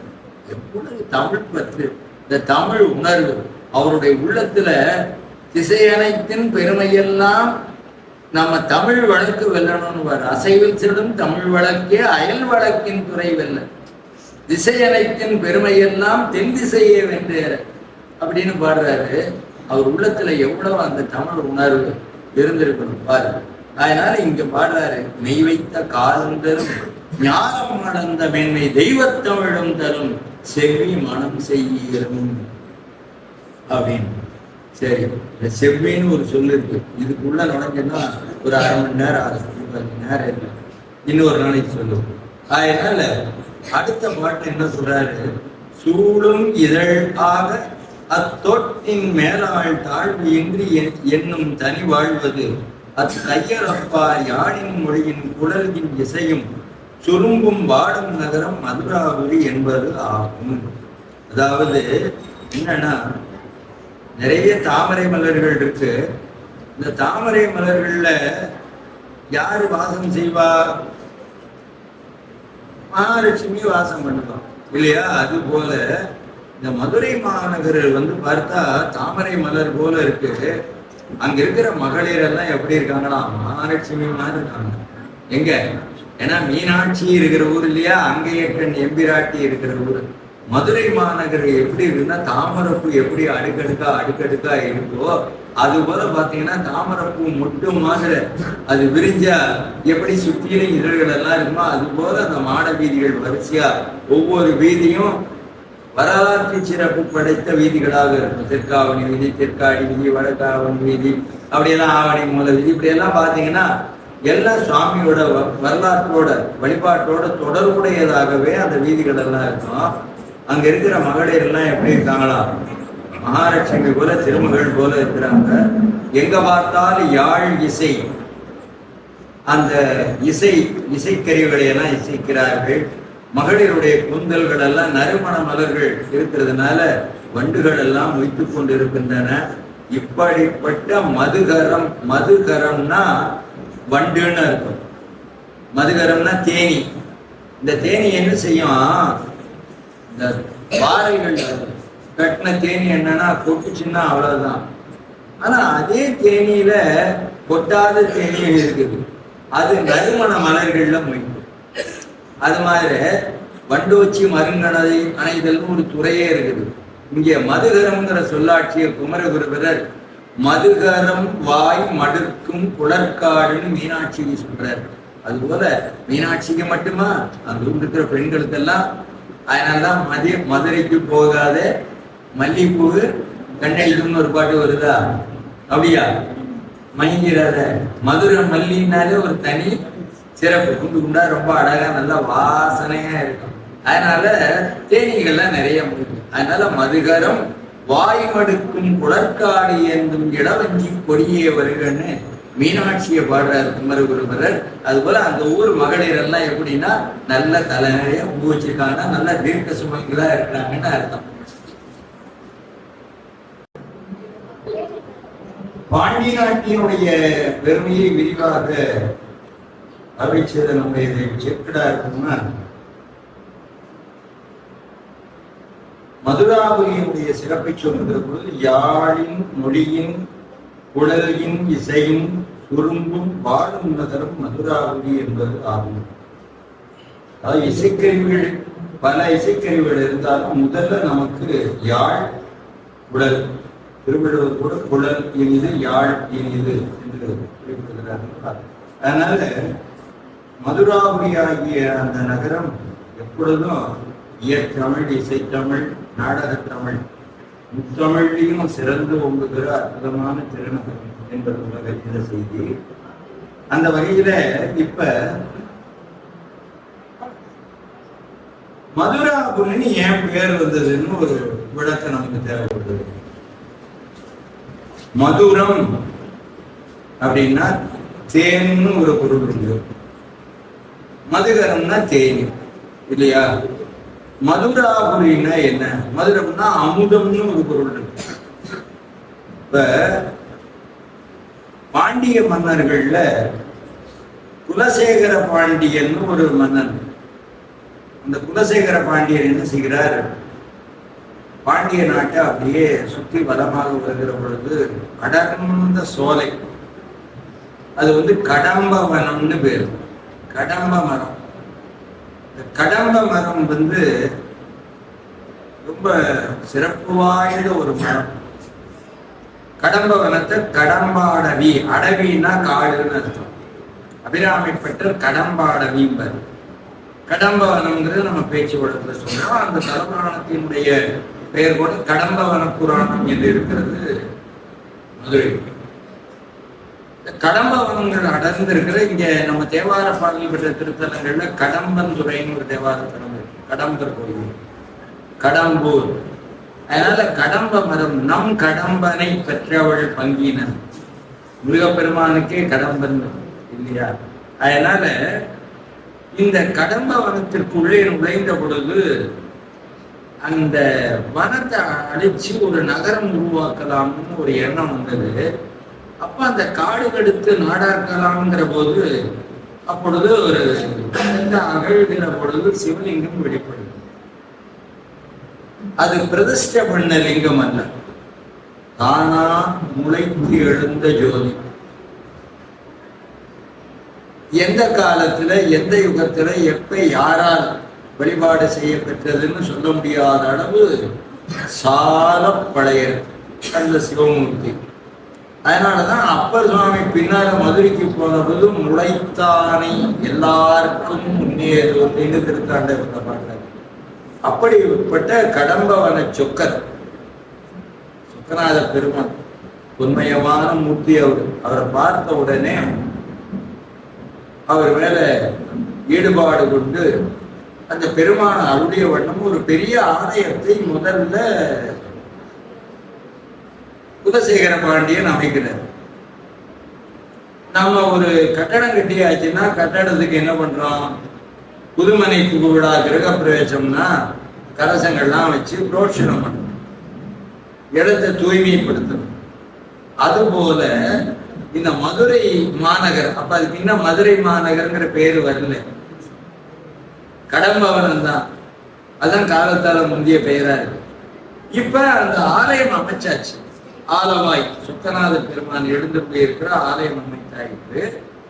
அதை புனிதப்படுத்துவதற்கு சிவபெருமானுடைய திருமுடியிலே இருக்கிற சந்திரன் அமிர்தமயமானவன், அந்த சந்திரனை ஏவி முழுவதும் அமிர்ததாரைகளை அமிர்தத்தை தெளித்ததுனால நகரமே மதுரமயமானதுனால அமுதமயமானதுனால அதற்கு மதுரை அப்படின்னு பேரு, மதுராபுரி அப்படின்னு பேரு அப்படின்னு வரலாறு. இதை ரொம்ப அழகா பரஞ்சோதி முனிவர் அந்நகர் முழுதும் சாந்தி செய்தது, என்ன புரோட்சணம் சாந்தி செய்தது, அது மதுர நன்மயமான தன்மையால் மதுரா நகரு என உரைத்தலர் நாமம். அதனாலதான் மதுரைன்னு பேரு. சரி, அந்த மதுரையில பெருமானுடைய ஆலயம் எவ்வளவு சிறப்போ அது போல தமிழ் சங்கம் சிறப்பு. சங்கம்னா ஒரு இடத்துலதான் இருக்குதானே இல்லை,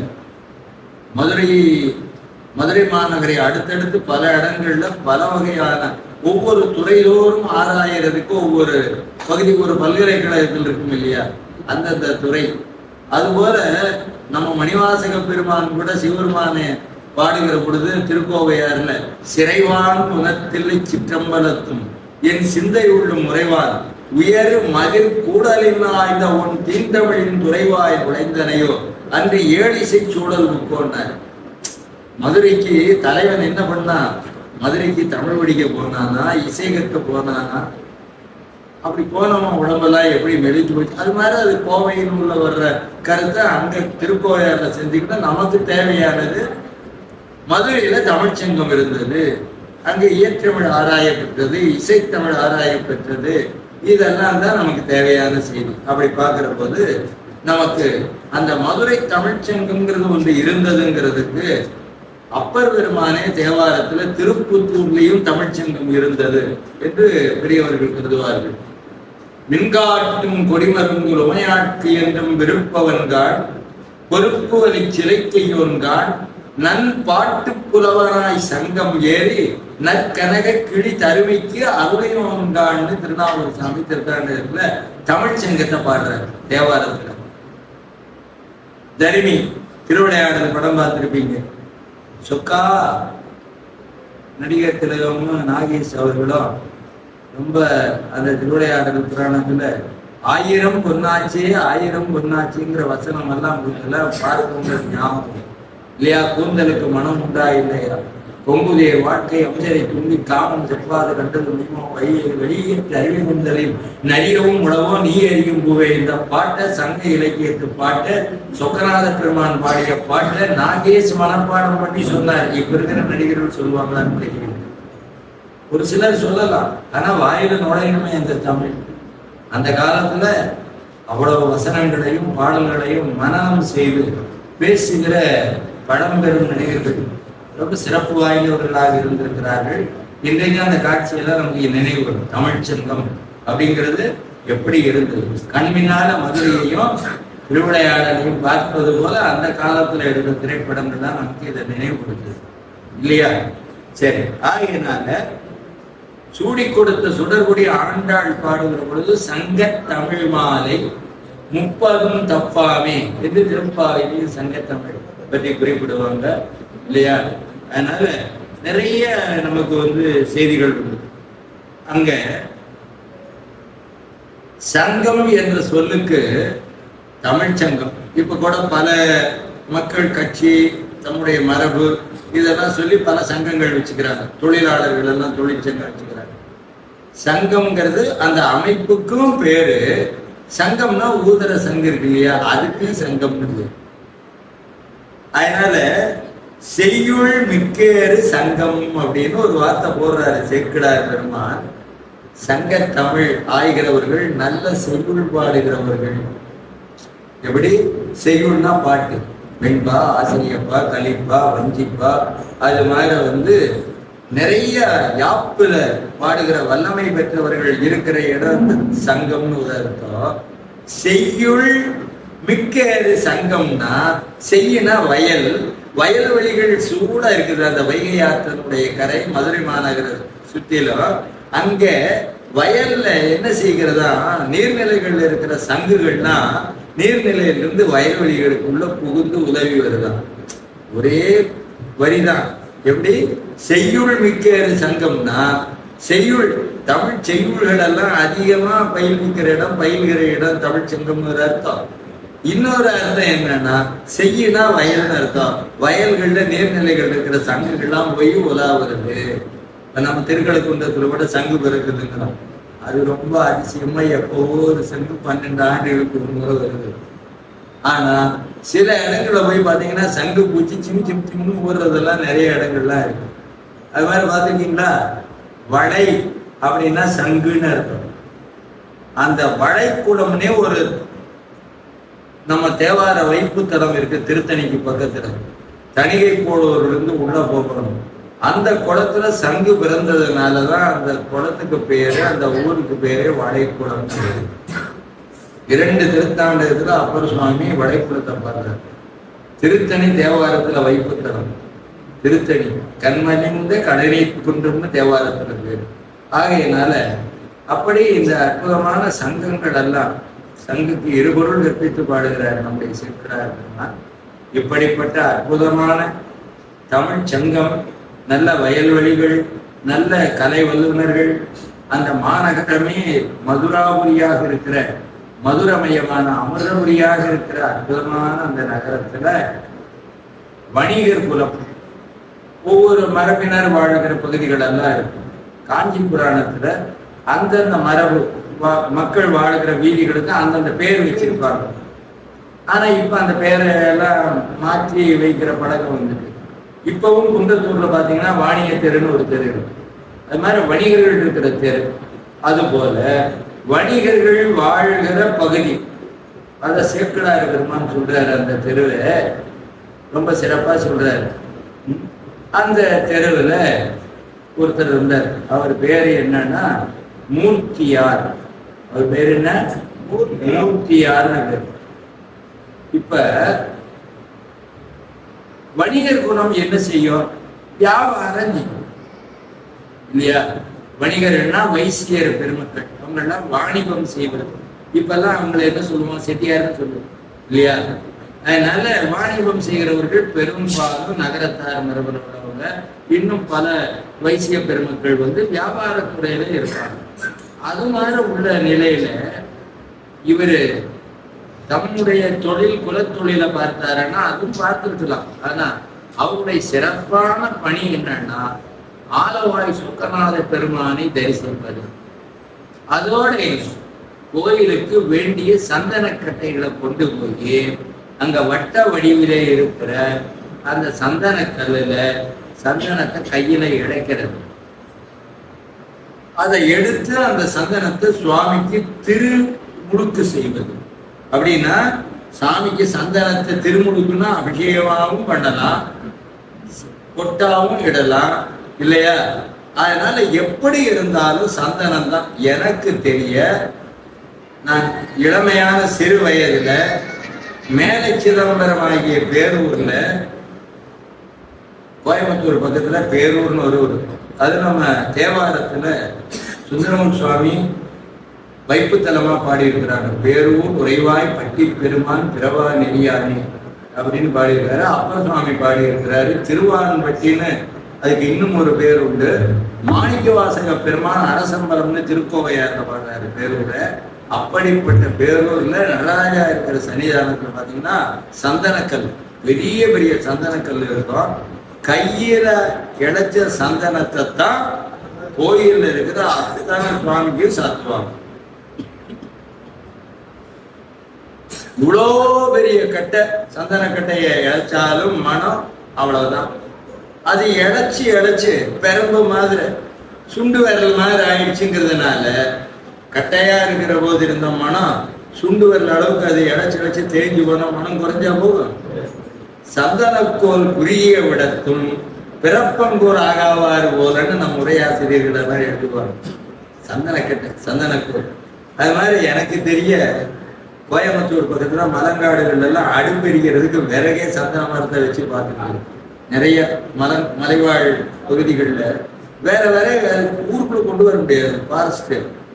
அது என்ன பண்றது, கட்டைய அடுப்பெரிக்கிறதுக்கு வச்சிட வேண்டியது. காடே மணக்கம் அப்படியெல்லாம் பார்த்துருக்கேன் நான்.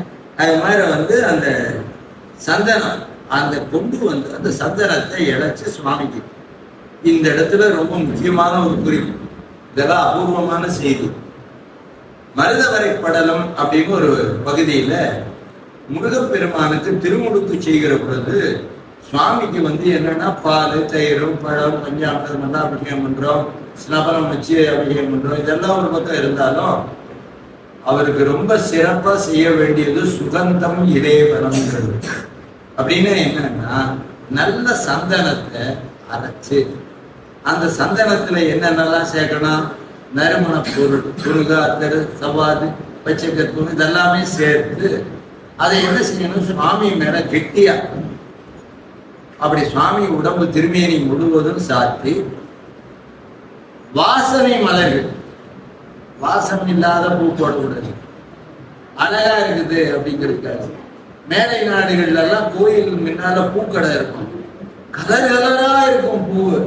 ஐயோ என்னையா நம்ம ஊர்ல தமிழ்நாட்டிலேயே தான் கோயில் இருக்குது, எங்கேயுமே பார்த்தா நம்ம சாதாரணமா இந்த சம்பங்கி, ரோஜு இந்த மாதிரி மலர் தானே எல்லாம் பாக்குறோம். அலரிங்கெல்லாம் இவ்வளவு கலர் கலரா இந்த ஊர்ல பூக்குதான்னு பார்த்தா அதுதான் இல்லை.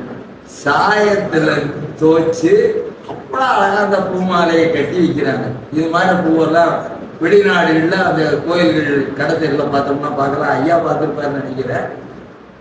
அது போல அப்படி கிடையாது. முல்லை, மல்லிகை, செண்பகம், இருவாட்சி, இது மாதிரி பாதிரி, இது மாதிரி உள்ள மனோரஞ்சிதம். மனோரஞ்சிதம்ங்கிற பூ எப்படி இருக்கும், நல்லா பழுத்துதுன்னா பொன்னிறமா இருக்கும். யார் எந்த மனத்தை நினைக்கிறார்களோ அந்த மனத்தை தரும். பூவுக்கு பேரே மனோரஞ்சிதம்னு பேரு, மனோரஞ்சிதம்னு பேரு. அவ்வளவு அருமையான மலர்கள். அது பாத்தீங்கன்னா நான் பார்த்துருக்கேன் நந்தவனத்துல இந்த தென்னை ஓலையில குடலை செய்வாங்க. அரளிப்பூ எடுக்கிறதுக்கு தனி குடலை, வில்வம் எடுக்கிறதுக்கு தனியா குடலை, வில்வ குடலை எடுக்காமல் வீணு குடலை எடுத்தேனுங்கிறார் வள்ளலார் இல்லையா. தும்பை குடலை எடுக்காமல் துக்க உடலை எடுத்தேன் என்பது. அது மாதிரி என்னன்னா மனோரஞ்சித பூ எடுக்கிறதுக்குன்னு சின்னதா அழகா இருக்கும் அந்த குடல். இதெல்லாம் நான் சின்ன வயசுல அந்த நந்தவனங்கள்ல பார்த்துருக்கேன். இப்ப இன்னைக்கு எங்காலும் நந்தவனம் பார்க்க முடியுதா, பூ எடுக்கிறது பார்க்க முடியுதா, சந்தனம் இணைக்கிறது பார்க்க முடியுதா? ஏன் இதெல்லாம் பெரிய புராணத்துல பார்க்கறதெல்லாம் நடைமுறையில சென்ற நூற்றாண்டு அது வரைக்கும் இருந்தது. எப்ப ஆடம்பரமா உலகியல் வாழ்வு இப்பெல்லாம் வந்ததோ அதெல்லாம் குறைஞ்சி போச்சு. இப்பவும் சந்தனம் இருக்கு, ஆனா இந்த சந்தனம் இல்லை இல்லையா. சரி இருக்கட்டும். இப்ப என்ன ஆச்சு, அழகா பாருங்க. இந்த சந்தனத்தை இழைச்சு சுக்கநாத பெருமான் கொடுத்தார். ஆலம் தரித்தலிங்கம், ஆலவாய் சொக்கலிங்கம், மூலமாய் முளைத்தலிங்கம்ங்கிறார் இல்லையா பிரியான சம்பந்த பெருமான். அதனால இந்த மாதிரி சுவாமி மேல சந்தனம். இன்னும் சொல்ல போனா திருவிடமருதூர்ல மகாலிங்கேஸ்வர சுவாமிக்கு அப்பதான் நான் பார்த்திருக்கேன். சந்தனத்தை பூஜை அபிஷேகம் எல்லாம் முடிஞ்ச சாமி மேல பானத்துல சந்தனத்தை தடவி அப்படி வர வரையா இழுத்து விடுவாங்க. இப்பவும் நம்ம காசியில விஸ்வநாதருக்கு அது மாதிரி பண்றாங்க. ஏன்னா அது பளிங்கு, பச்சை நிறம், மரகதம். நம்மோட உடம்பு அதுல பிரதிபலிக்கும். அது பிரதிபலிக்க கூடாதுங்கிறதுக்காக சாமி மேல சந்தனத்தை அது மாதிரி பச்சை நிறமுடையர் பாலாறு சாலப்படையர்ங்கிறார். அப்பதான் திருவண்ணாமலை மகாலிங்கேஸ்வர சாமி. அதே மாதிரி காசியில பாக்குறோம் இல்லையா. அதனால சந்தனம்ங்கிறது அப்படி சுகந்தம் இலேவனம்ங்கிற முறையில நல்ல நறுமண மலர்கள். ஒன்றும் ஆனா தஞ்சாவூர் கதம்பம்னா அந்த காலத்துல விற்கும். இப்ப காரணம் தஞ்சாவூர்லயே இல்லை. அதுல பாத்தீங்கன்னா கலர் கலரா அந்த பூ இருக்கும், வாசனை தூக்கும் கடந்து இருக்கும். போனோம் பாத்துருக்கீங்களா யாராவது தஞ்சாவூர் கதம்பம்? அப்படி இதெல்லாம் நேரம் பார்த்த அனுபவம். இப்பெல்லாம் அப்படி கற்பனை தான் முடியும். சரி. அதனால இப்படி அந்த இறைவனை அலங்கரிக்கிறது. உன்னை சிங்காரித்து உனதழகு பாராமல் என்னை சிங்காரித்து இடர்பட்டிருந்தார் அவனை அலங்கரிப்பார். அப்படி இவர் சந்தனத்தால இறைவனுக்கு எப்படி எப்படியெல்லாம் தொண்டு செய்ய முடியுமோ அவ்வளவும் செஞ்சாரு. அந்த நேரத்துல பாண்டிய நாட்டு மேல ஒருத்தன் படையெடுத்து வந்தான். வடுக கருநாடர் அப்படின்னு அவங்க யாரா இருக்கலாம் அப்படின்னு சதாசிவ பண்டாரத்தாருங்கிற ஒரு கல்வெட்டு பேராசிரியரும் ராசமாணிக்கினாருங்கிற கல்வெட்டு செப்பேடு இதெல்லாம் ஆய்வு செய்யக்கூடிய அந்த பேராசிரியர் பெருமக்கள் எல்லாம் என்ன சொல்றாங்கன்னா, இவங்க தான் களப்பிரர்களாக இருப்பார்கள் அப்படின்னு சொல்றாங்க. இருண்ட காலம்னு வேறு வரலாற்றுல இருண்ட காலம்ங்கிறது அதுதான்.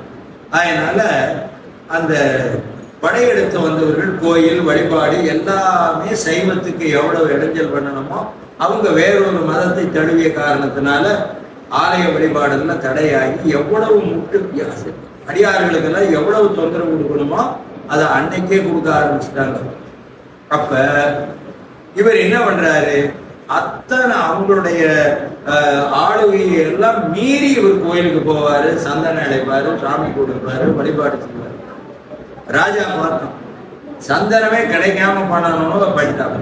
எப்படி சந்தன கட்டை இருந்தா தானே நீ சந்தனம் அழைக்க போற, அதனால சந்தன கட்டைய இல்லாம பண்ணிவிட்டாரு. அத அவங்களுக்கு பேரு அருகந்தர்னு அருகந்தர்.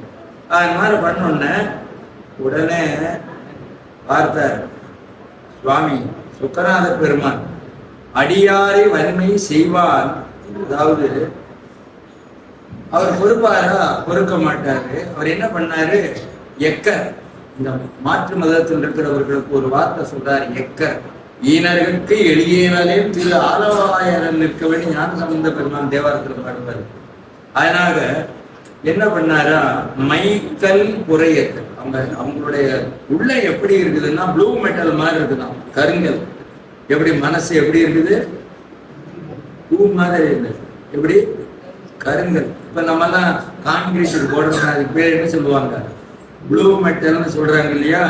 அத சேர்க்கிறாரு பெருமான் மைக்கல்ங்கிற, மைக்கல் உரை கருங்கல் அது மாதிரி. அதனால எம் தம் பெருமக்கள், இப்ப நாயன்மார்கள் எல்லாம் சொல்ற போது நம்ம சைவ அடியார்கள் எல்லாம் என்ன சொல்லுவாங்க, எம்பெருமக்கள் எம்பெருமக்கள்னு கூறுவாங்க.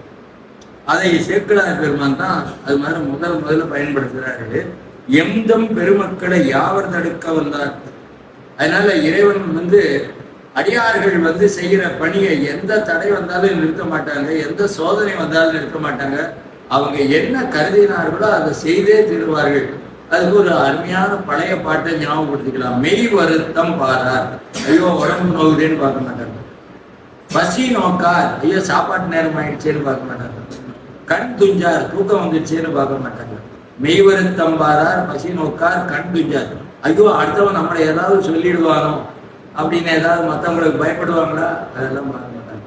அதனால எவ்வளவர் தீமையும் மேற்கொள்ளார், அவமதிச்சா கூட அவமதிப்பும் கொள்ளார், செவ்விய அருமையும் பாரார், அவமதிப்பும் கொள்ளார், கருமமே கண்ணார். எடுத்துக்கொண்ட பணி சந்தன இலக்கணம் சாமிக்கு கொடுக்கணும். அது என்ன ஆனாலும் பரவாயில்ல, செஞ்சே தீர்வு. அந்த உரைப்பின் திருத்துண்டின் உரைப்பாலே இருந்தவர் வேறோ வேறொரு பேர்னு கேட்கிறாரு அப்பூதி அடிகள் இல்லையா. அப்பர் சாமியை பார்த்தே கேட்கிறாரு அந்த திருத்தொண்டின் உரைப்பு. அதனால இவர் என்ன பண்ணாரு, சந்தன கல்லு தானே, சந்தன கட்டை தானே கிடைக்கல, பரவாயில்ல, நான் என்ன செய்யறேன், திருநீற்றின் நன்னெறி. இந்த நாட்டுல ஒரு நல்ல மன்னன், திருநீற்றினுடைய பெருமையை அறிந்தவன், சைவத்தினுடைய மேன்மையை உணர்ந்தவன் இந்த நாட்டை ஆள வேண்டும் அப்படின்னு ஒரு சங்கல்பம் எடுத்துக்கிறார். யாரு, சந்தனம் கொடுக்கறதோட நிறுத்தல, இந்த சூளுரை எடுத்துக்கிறார். எப்படி இந்த நாட்டு அப்படி எடுத்து என்ன செய்யறாரு, அந்த மன விளைவுன்னு சொல்றாரு. இப்ப இந்த இடத்துல ரொம்ப அருமையான ஒரு சொல். காலையில பூவிருந்த வல்லியில திருவாவூர் ஆதின சைவ திருமுறை வகுப்பு எப்பவுமே 4வது வாரம் தான் காலை எண்ண மாலை.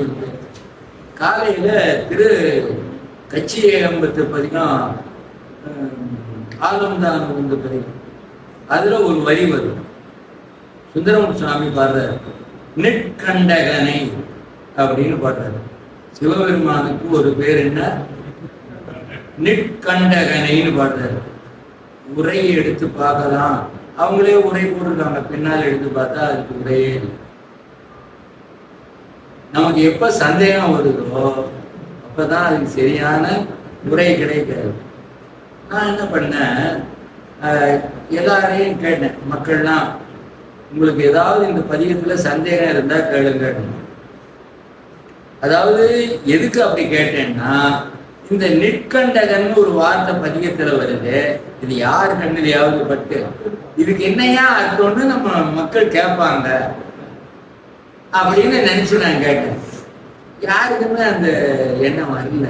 அப்புறம் நானே சொல்றேன், இவ்வளவு நேரம் நீங்க சின்ன விஷயத்தையெல்லாம் சந்தேகம் கேட்குறீங்களே, இவ்வளோ பெரிய ஒரு சொல் இருக்கு, இதுக்கு என்ன பொருள்னு கேட்கலையே அப்படின்னு. ஆமாய்யா ஆமாய்யா, சரி நீங்க கேட்கலானாலும் பரவாயில்ல, சொல்ல வேண்டியது என்னோட கடமை.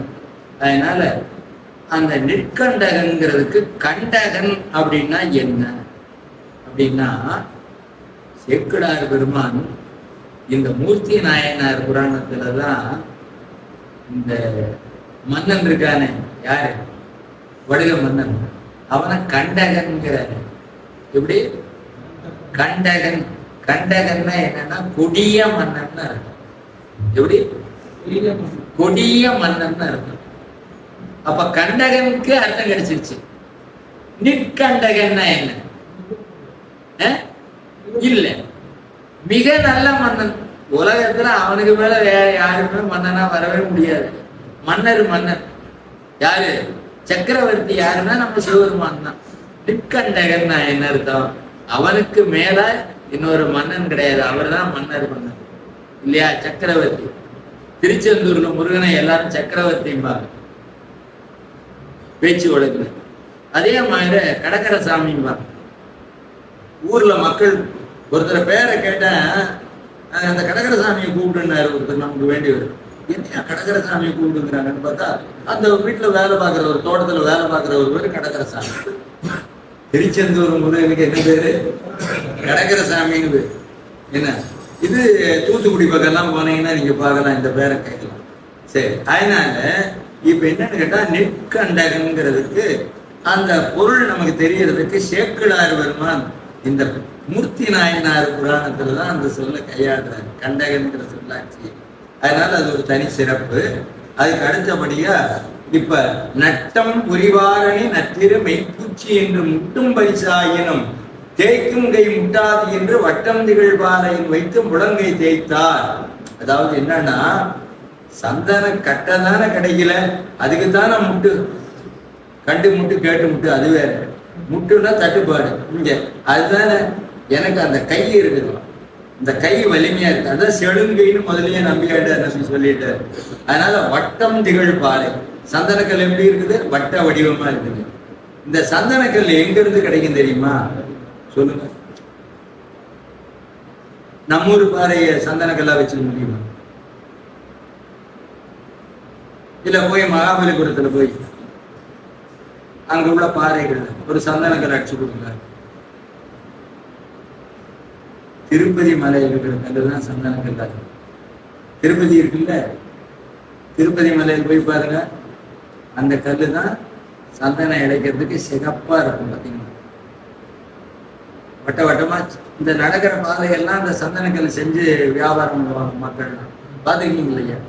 அதனால அந்த காலத்திலேயே எங்கெங்கெல்லாம் ஆலயங்கள் இருக்கோ அத்தனை கோயிலுக்கும் அந்த சந்தான கல்லுங்கிற கல் வேற, நம்ம கருங்கல் வேற. அதனால அந்த கல்லு 3 அடிக்கு 3 அடி உயரம், 3 அடி அகலம். அது மாதிரி மொத்தம் 3 கல்லு அங்க இப்ப நம்ம மதுரையில இருக்கு. அவ்வளவு உயரம், அவ்வளவு இது. அது இழைச்சி தேஞ்சிருக்கும். அங்க பெயரே எழுதியிருப்பாங்க, மூர்த்தி நாயனார் தம்முடைய முழங்கை தேய்த்து அரைத்த சந்தனிக்கல்னு பெயர் பலகையே இருக்கும், போனீங்கன்னா பார்க்கலாம். அதாவது மீனாட்சி சன்னதிக்கும் சுக்கநாத சாமிக்கு இடையில நடுமத்தியில பார்த்தீங்கன்னா இருக்கும். அப்படியே வந்தா பொத்தாமரை குளத்துக்கு அப்படி கீழே பக்கம் தான் போயிடலாம். அங்க போனீங்கன்னா பாருங்க, இந்த சந்தனக்கல் இப்பவும் இருக்கு, அந்த கல் இருக்கு. என்ன பண்ணாரா, வட்டம் திகழ் பாறை இருக்கும். அதுல முழங்கை தேய்த்தார். எப்படி தேய்த்தாராம்? ஐயா, பூச்சி என்று முட்டும் பரிசாயனும். சுவாமி சந்தனம் இன்னைக்கு சாத்த முடியலன்னா தேய்க்கும் கை முட்டாது, என்னோட கை செய்கிற பணிய நிறுத்தாது. சாமியே சந்தனம் சொல்லனாலும் பரவாயில்ல, என் கையை அரைக்கிற வேலைய நிறுத்தாது. அதாவது மழை பெய்தாலும் விடாத நிகழ்ச்சி நடக்கிறது. என்னன்னாக்கா, செய்யற பணி எப்படி இருந்தாலும் தான் ஆடாட்டியே தான் தலையாடுங்கிறாங்க இல்லையா? அது மாதிரி என்னன்னா, அந்த பழகி போன அந்த பழக்கம், சுவாமிக்கு தொண்டு செய்வதிலே வந்த உரைப்பு, அந்த மாதிரி நான் செய்தே தீர்வேன்னு போய் முழங்கை தேய்த்தார். அப்ப தேய்க்கிற போது என்னாச்சு தெரியுமா?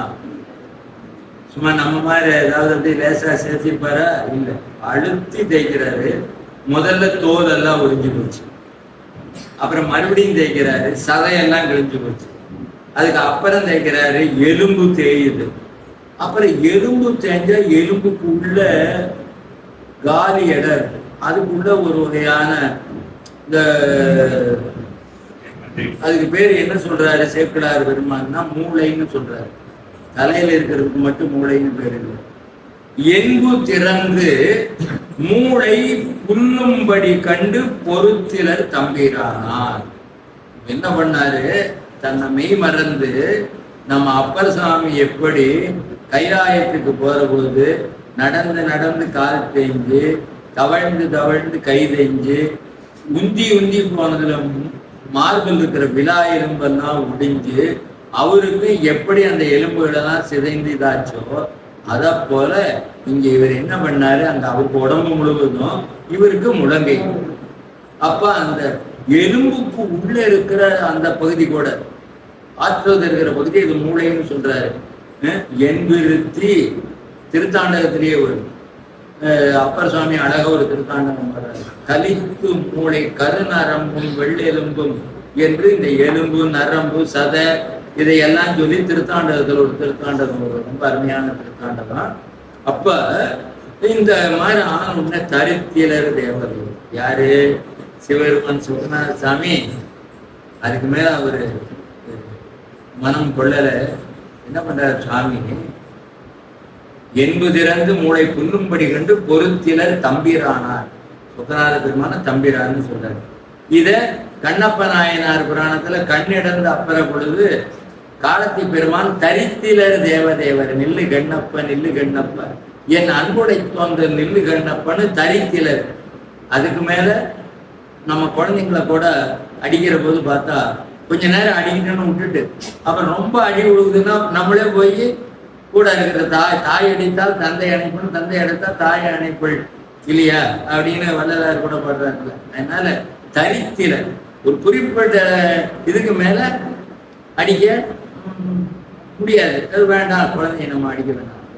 அது உலகியல்லே நடக்குதுன்னா எங்க பேத்தி விரும்புகிறார்.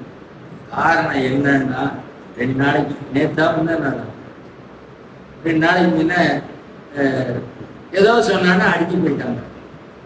கொஞ்ச நேரம் அடிக்கணும்னு விட்டாச்சு. ஏன்னா திருந்தணும் குழந்தை. அதுக்கப்புறம் என்ன ஆகுது? ஐயோ குழந்தைய அடிக்கக்கூடாது, அவங்க அம்மா அடிக்கிறா. நான் ஓடி போய் அவங்க அம்மாவை தடுத்து குழந்தைய பிடிச்சி குழந்தை மேலே கை வச்சு 1.5 எலும்பு வச்சு விடுவோம் அப்படின்னு அவங்க அம்மாவை நான் போய் விரட்டுறேன். அப்ப என்னன்னா, சாதாரண நமக்கே இப்படி ஒரு உணர்வு இருக்குது. ஒரு குழந்தைய அதுக்கு மேல அடிக்கக்கூடாது. கொஞ்ச நேரம் பார்க்கலாம் சோதனை, அது முழுமையா விடக்கூடாது. படாத இடம் பட்டுடுச்சு, எதுவும் ஆயிடுச்சு. அதனால ஒரு தரித்திலர் தேவதேவருங்கிற மாதிரி பொருத்திலர் தம்பிரானார். இங்க பொருத்திலருங்கிறாரு, அங்க தரித்திலருங்கிறார். இதெல்லாம் சேக்கிழார் வருமான்னு சொல்லாச்சு. எவ்வளவு அற்புதமான சொற்கள் எல்லாம் தமிழ் எப்படி நம்ம சேக்கிழார் வருமான இதெல்லாம் பயன்படுத்துறாரு. அப்புறம் முற்றவும் நீத்து காத்தன் விலங்கு ஒளி எய்தினார் மூர்த்தியார். உடனே சுவாமி அனுகிரகம் பண்ணோம்னே அந்த தேஞ்சு போன பழுதுபட்ட கை எப்பவும் போல அவருக்கு நல்ல கரமாக மாறியது. உடனே அந்த இரவே அந்த மன்னன் மாண்டு விட்டான். அந்த கர்நாடக மன்னன் என்னாச்சு, இவ்வளவு கொடுமைப்படுத்தணும் என்னன்னா மறைந்து போனான். உடனே மக்கள்லாம் கூடுறாங்க, அரண்மனையில அமைச்சர்கள் எல்லாம் கூடுறாங்க. அந்த காலத்துல 50 80,000 எல்லாம் இருக்கும். அது மாதிரி அமைச்சர்கள் எல்லாம் கூடி நாட்டுல இப்ப இவனுக்கு வாரிசு இல்லை. யாருக்கு? இந்த அரசாண்ட அந்த மன்னனுக்கு வாரிசு இல்லைன்னா என்ன பண்ணலாம்? யார மன்னரா அந்த மரபுல வந்த வேற யாரும் பொருத்தமா யாரும் இல்லாததுனால முடிசூட்டுகிற உரிமை கொஞ்சம் நல்ல கவனமா இப்பதான் கேட்கும். சேரனுக்கு முடிசூட்டலாம், சோழ மன்னனுக்கு முடிசூட்டலாம், பாண்டிய மன்னருக்கு முடிசூட்டலாம். வேற யாராவது அந்த மரபல்லாத வேற மரபுல வந்து நாட்டை கைப்பற்றி விட்டால் அவங்க அரசு ஆடுவாங்க. எப்படி? ராஜாவா இருப்பாங்க, சிம்மாசனத்துல உட்காருவாங்க. ஆனா அவங்களுக்கு முடிசூட்டுகிற மரபு இல்லை. எப்படி? சேரனை தவிர, சோழனை தவிர, பாண்டியனை தவிர. அதனாலதான் முடியுடைய வேந்தர், மூவேந்தர்னு அவங்களுக்கு. அந்த முடி மணிமுடி அவர்களுக்கு தான், மற்றவர்களுக்கு கிடையாது. அப்ப 63 நாயன்மார்கள் பின்னால நம்ம கூற்றுவ நாயனார்னு ஒருத்தர் வருவார். அவர் சேரரும் அல்ல, சோழரும் அல்ல, பாண்டியரும் அல்ல. ஆனா நாட்டை கைப்பற்றுகிறார், முடிசூடுறாரு. தில்லைவாழந்தனர்கள் கிட்ட போய் முடிசூட்டுங்கிற போது சேர சோழ பாண்டியரை தவிர, நாங்க சோழ மன்னர்களை தவிர யாருக்கு முடிசூட மாட்டோம்னு பின்னால சிவபெருமான் திருவடியே எனக்கு முடின்னு போய் அவர் அரசாண்டாருன்னு வரும். அந்த கதை நம்ம பின்னால பார்க்கணும். அதுக்கு முன்னையே இங்க நம்ம பார்க்கிறோம். மூர்த்தி நாயனார் இப்ப வெடிஞ்சது, அரசவை கூடியது, மன்னர் இல்லை, என்ன பண்ணலாம் நாட்டை அரசாடுறதுக்குன்னா எல்லாம் அமைச்சர்கள்லாம் முடிவு எடுக்கிறாங்க. நம்ம பட்டத்து யானை இருக்கிறத அதுக்கு பட்டு துணியில கண்ணை கட்டிடுவோம், கையில மாலையை கொடுத்துடுவோம். திரைப்படம் கூட வந்திருக்கும் பாத்தீங்கன்னா, ஒரு திரைப்படத்துல கல்வியா செல்வமா வீரமா படத்துல யானை வந்து மாலை போட்டு அரசாடுவாரே அவருக்கு இல்லையா? அதெல்லாம் இதுல இருந்து டிப்பி தான் அதெல்லாம். அதனால என்னன்னா எல்லாம் காப்பி, புராணங்கள் உள்ளதெல்லாம் கொஞ்சம் அப்படி சினிமாவுக்கு அந்த மாதிரி மாத்தி அந்த காலத்துல சிறப்பா எடுத்துருக்குறாங்க. அது பாராட்டுக்குரிய செயல் தான். ஆக இப்ப என்னாச்சுன்னா, மாலையை கொடுத்து இந்த யானை யார வந்து மன்னராக ஏற்றுக்கொள்ள வேண்டும்னா அதோட விருப்பம். திருவருள் யானை வழியா செயல்படுத்தட்டும் அப்படின்னு யானை அரண்மனையிலிருந்து கிளப்பி 4 மாட வீதிகள் மற்ற இடங்கள் எல்லாம் அழைச்சிட்டு போயிட்டு கோபுர வாயில் போறபோது அப்பதான் வர்றாரு நம்ம மூர்த்தி நாயனர் வர்றாரு. அவர் என்ன சங்கல்பம் பண்ணியிருந்தாரு? திருநீர் பூசிய சைவத்தை. ஏன்னா நம்ம திருமூலர் திருமந்திரத்துல சொல்லி இருக்கிறாரு. என்னன்னு சொல்லியிருக்காரு? முன்னவனார் கோயில் பூசைகள் முட்டிடின், சிவாலயத்தில் நடக்கிற பூஜைக்கு தடை வரக்கூடாது. அப்படி வந்தா மன்னருக்கு தீங்கூடாது. முதல்ல யாருக்கு அழிவு வரும்? அந்த நாட்டாளுற ராஜா. வாரி வடம் கொண்டும் நீர்நிலைகள் எல்லாம் வத்தி போகுது. கன்னம் களவு மிகுத்திடும், அங்கங்க கொலை குத்து வெட்டு திருட்டு எல்லாமே நடக்கும். என்னரும் நந்தி எடுத்துரைத்தான். அதே மாதிரி பத்தினி பத்தர்கள் தத்துவ ஞானிகள் சித்தம் கலங்க சிதவு செய்தவர் அத்தமும் ஆவியும் ஆண்டொன்றில் மாண்டிடும் சத்தியம் மீது சதானந்தியானே என்பார். பக்தர்களுக்கு தொந்தரவு கொடுக்கூடாது. இப்ப அந்த மன்னன் என்ன பண்ணான்? மூர்த்தி நாயனாருக்கு ரொம்ப தொந்தரவு கொடுத்தப்பதான் இவர் சூளுரை மாதிரி நீர் பூசிய சிவகண்மணி கொண்டு இருக்கிற யார் அடியார்களோ நல்ல சைவத்தை ஊற்றி கொடுக்கிறவர்கள் நாடாள வேண்டும்னு வேண்டிக்குவார் இல்லையா? சிவபெருமான் என்ன பண்ணாரு? அதுக்கு தகுதி உள்ளவரை நீதாப்பா அப்படின்னு மூர்த்தி நாயனார, அவர் வணிகர் மரபுல வந்தவர் தான். வந்தவருக்கு என்ன பண்றாப்படி அந்த யானை என்ன செய்யுது? இவரை எடுத்து நம்முடைய முதுகில ஏற்றி அரண்மனைக்கு அழைச்சிட்டு போகுது. உடனே முடிச்சு விட்டுறாங்க. இந்த இடம் தான் மகுடமா சேக்கடார் பெருமான் வந்து என்ன செய்யறாரு? அழகா சொல்றாரு. வேடம், வேடம்னா என்ன? யானை. உடனே என்ன பண்ணாங்க? யானையை அழைச்சிட்டு போய் சிம்மாசனத்துல உட்கார வச்சு இப்ப அவரை முறைப்படி மன்னராக்கணும் இல்லையா?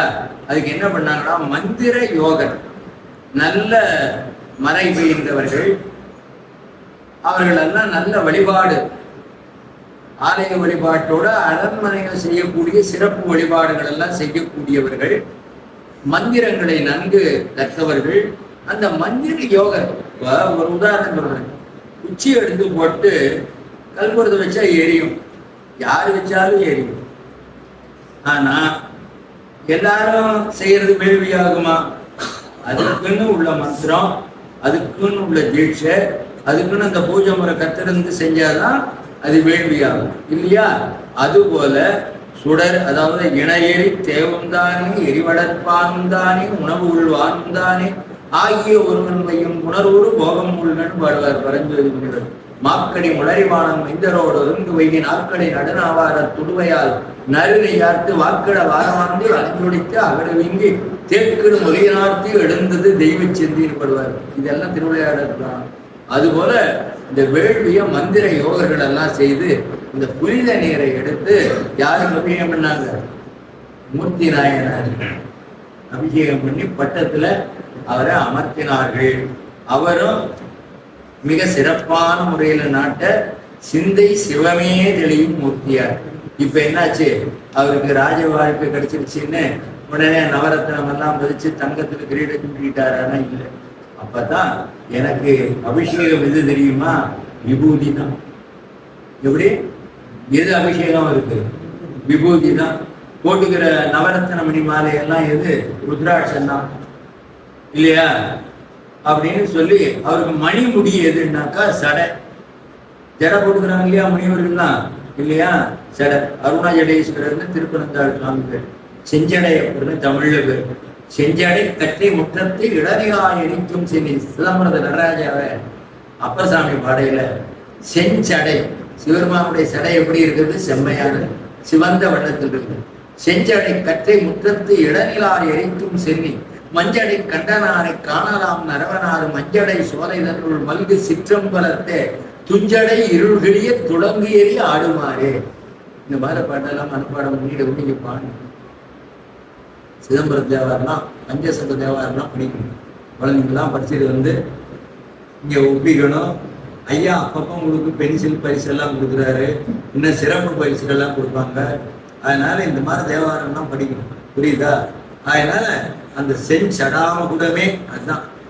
அது அவருக்கு மணிமகுடமாக அந்த சடாமணியே இருந்தது. அதான் சொல்றாரு, வையம் முறை செய்குவனாகில் வயங்கு நேரே செய்யும் அபிஷேகமாக செழுங்கலங்கள் ஐயன் அடையாளமாக அணிந்து தாங்கு மெய் புன் சடை மா முடியே முடியாவது என்றார். அதே மாதிரி அவர் முடி சூழ்ந்து திரு ஆலவாய் வழிபாட்டுக்கு செல்கிறார். ஆலவாய் பெருமானை வழிபாடு செய்கிறார். உலகெங்கும் நிரம்பிய சைவம் உயர்ந்த மன்ன, அதாவது இதெல்லாம் நிலைவேறுடைய நிலையில இந்த சைவம் விளங்குவதற்கு என்னென்ன பணிகள் ஆற்ற வேண்டுமோ அவ்வளவும் செய்தார். திருநீரு உயர் கண்டிகை கொண்ட வேணி முதன் மும்மையினால் உலகாண்டதுனால இவருக்கு மூர்த்தியார். அதனால நல்ல ஏன் இவருக்கு மும்மையான உலகாண்ட மூர்த்தின்னு பேருன்னா திருநீரு, சிவகண்மணி, சடாமணி. எவரேனும் தாமாக இலாடத்திட்ட திருநீரும் சாதனமும் கண்டால் உள்கினார் அப்பர் சாமி. சிவசாதனம் இதை எல்லாமே போற்றி கொண்டதுனால குறிப்பா 3: திருநீரு, சிவகண்மணி, உருத்ராக்கம், சடாமணி. அதனாலதான் உண்மையான உலகாண்ட மூர்த்தி. அவர் வேற மற்ற பொன்னாலான நவரத்னத்தாலான மணியாரம் எல்லாம் புரிந்து கொள்ளவில்லை. அப்படி உலகாண்டவர் நம்முடைய மூர்த்தி நாயனார். அவர் ஆண்டு செய்த ஆட்சிக்கு அருட்பேரரசுன்னு சாசனம் சொல்றார் சேர்க்கிறார் பெருமான். என்ன அரசு? அருட்பேரரசு ஆளப்பெற்று நாதன் களச்சேவடி நன்னினார். குறிப்பிட்ட காலத்துக்கு பிறகு சிவபெருமானுடைய திருவடி நிழல்ல கலந்தார் என்கிற செய்தியை சிறப்பா சொல்லி அருட்பேரரசு அப்படின்னு சொல்றார். அதனால இந்த அளவுல மூர்த்தி நாயனாருடைய சரிதம் நம்முடைய தெய்வ சிற்களார் பெருமான் நிறைய பாடல்கள் இருக்குது. கிட்டத்தட்ட 48 பாடல்கள் போல இருக்கு.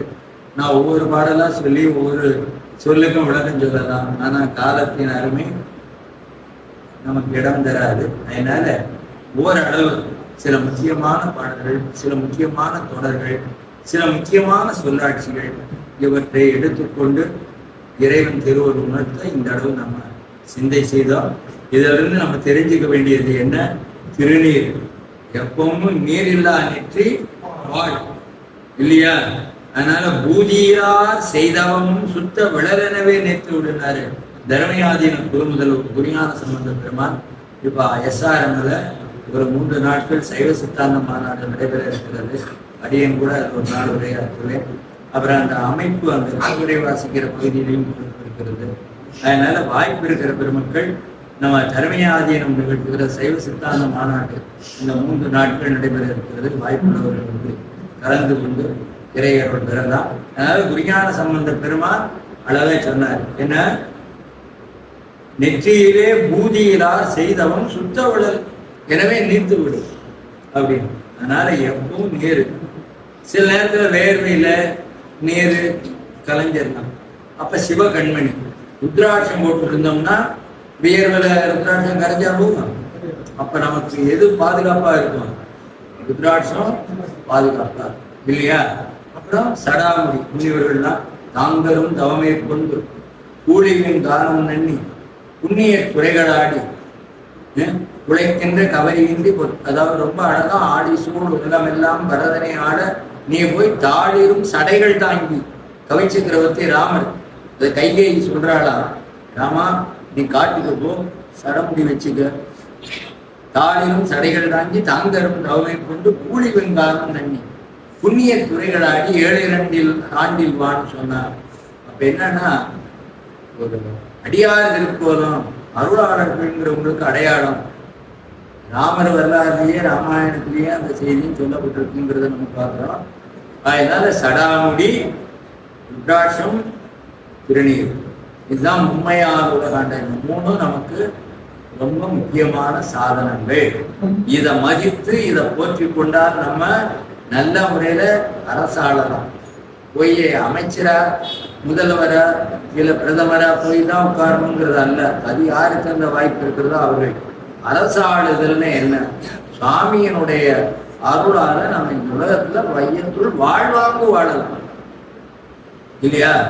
அப்படிப்பட்ட அருள் பேரரசு செய்த நம்முடைய மூர்த்தி நாயனாருடைய அருளும் எல்லாம் அல்ல அங்கே கண்ணியாகிய மீனாட்சி, உன்னை உடனாய சுக்கராத பெருமான், சோமசுந்தர கடவுளாக இருக்கிற சுக்கராத பெருமானுடைய அருளும் வைகி பெருக பிரார்த்தித்து வருகை தந்திருக்கிற உங்கள் அனைவருடைய வாழ்விலும் எல்லா வகையான நலங்களும் வளங்களும் இந்த விசுவாவசு ஆண்டு இவ்வளவு நேரம் இத்திருமுறை பேசிய அந்த அருள் வாக்குகளை நினைந்து எல்லாருடைய வாழ்விலும் எல்லா வகையான நலங்களும் வளங்களும் வல்கி பெருக வேண்டும் என்று பிரார்த்தித்து கூறுகிறேன்.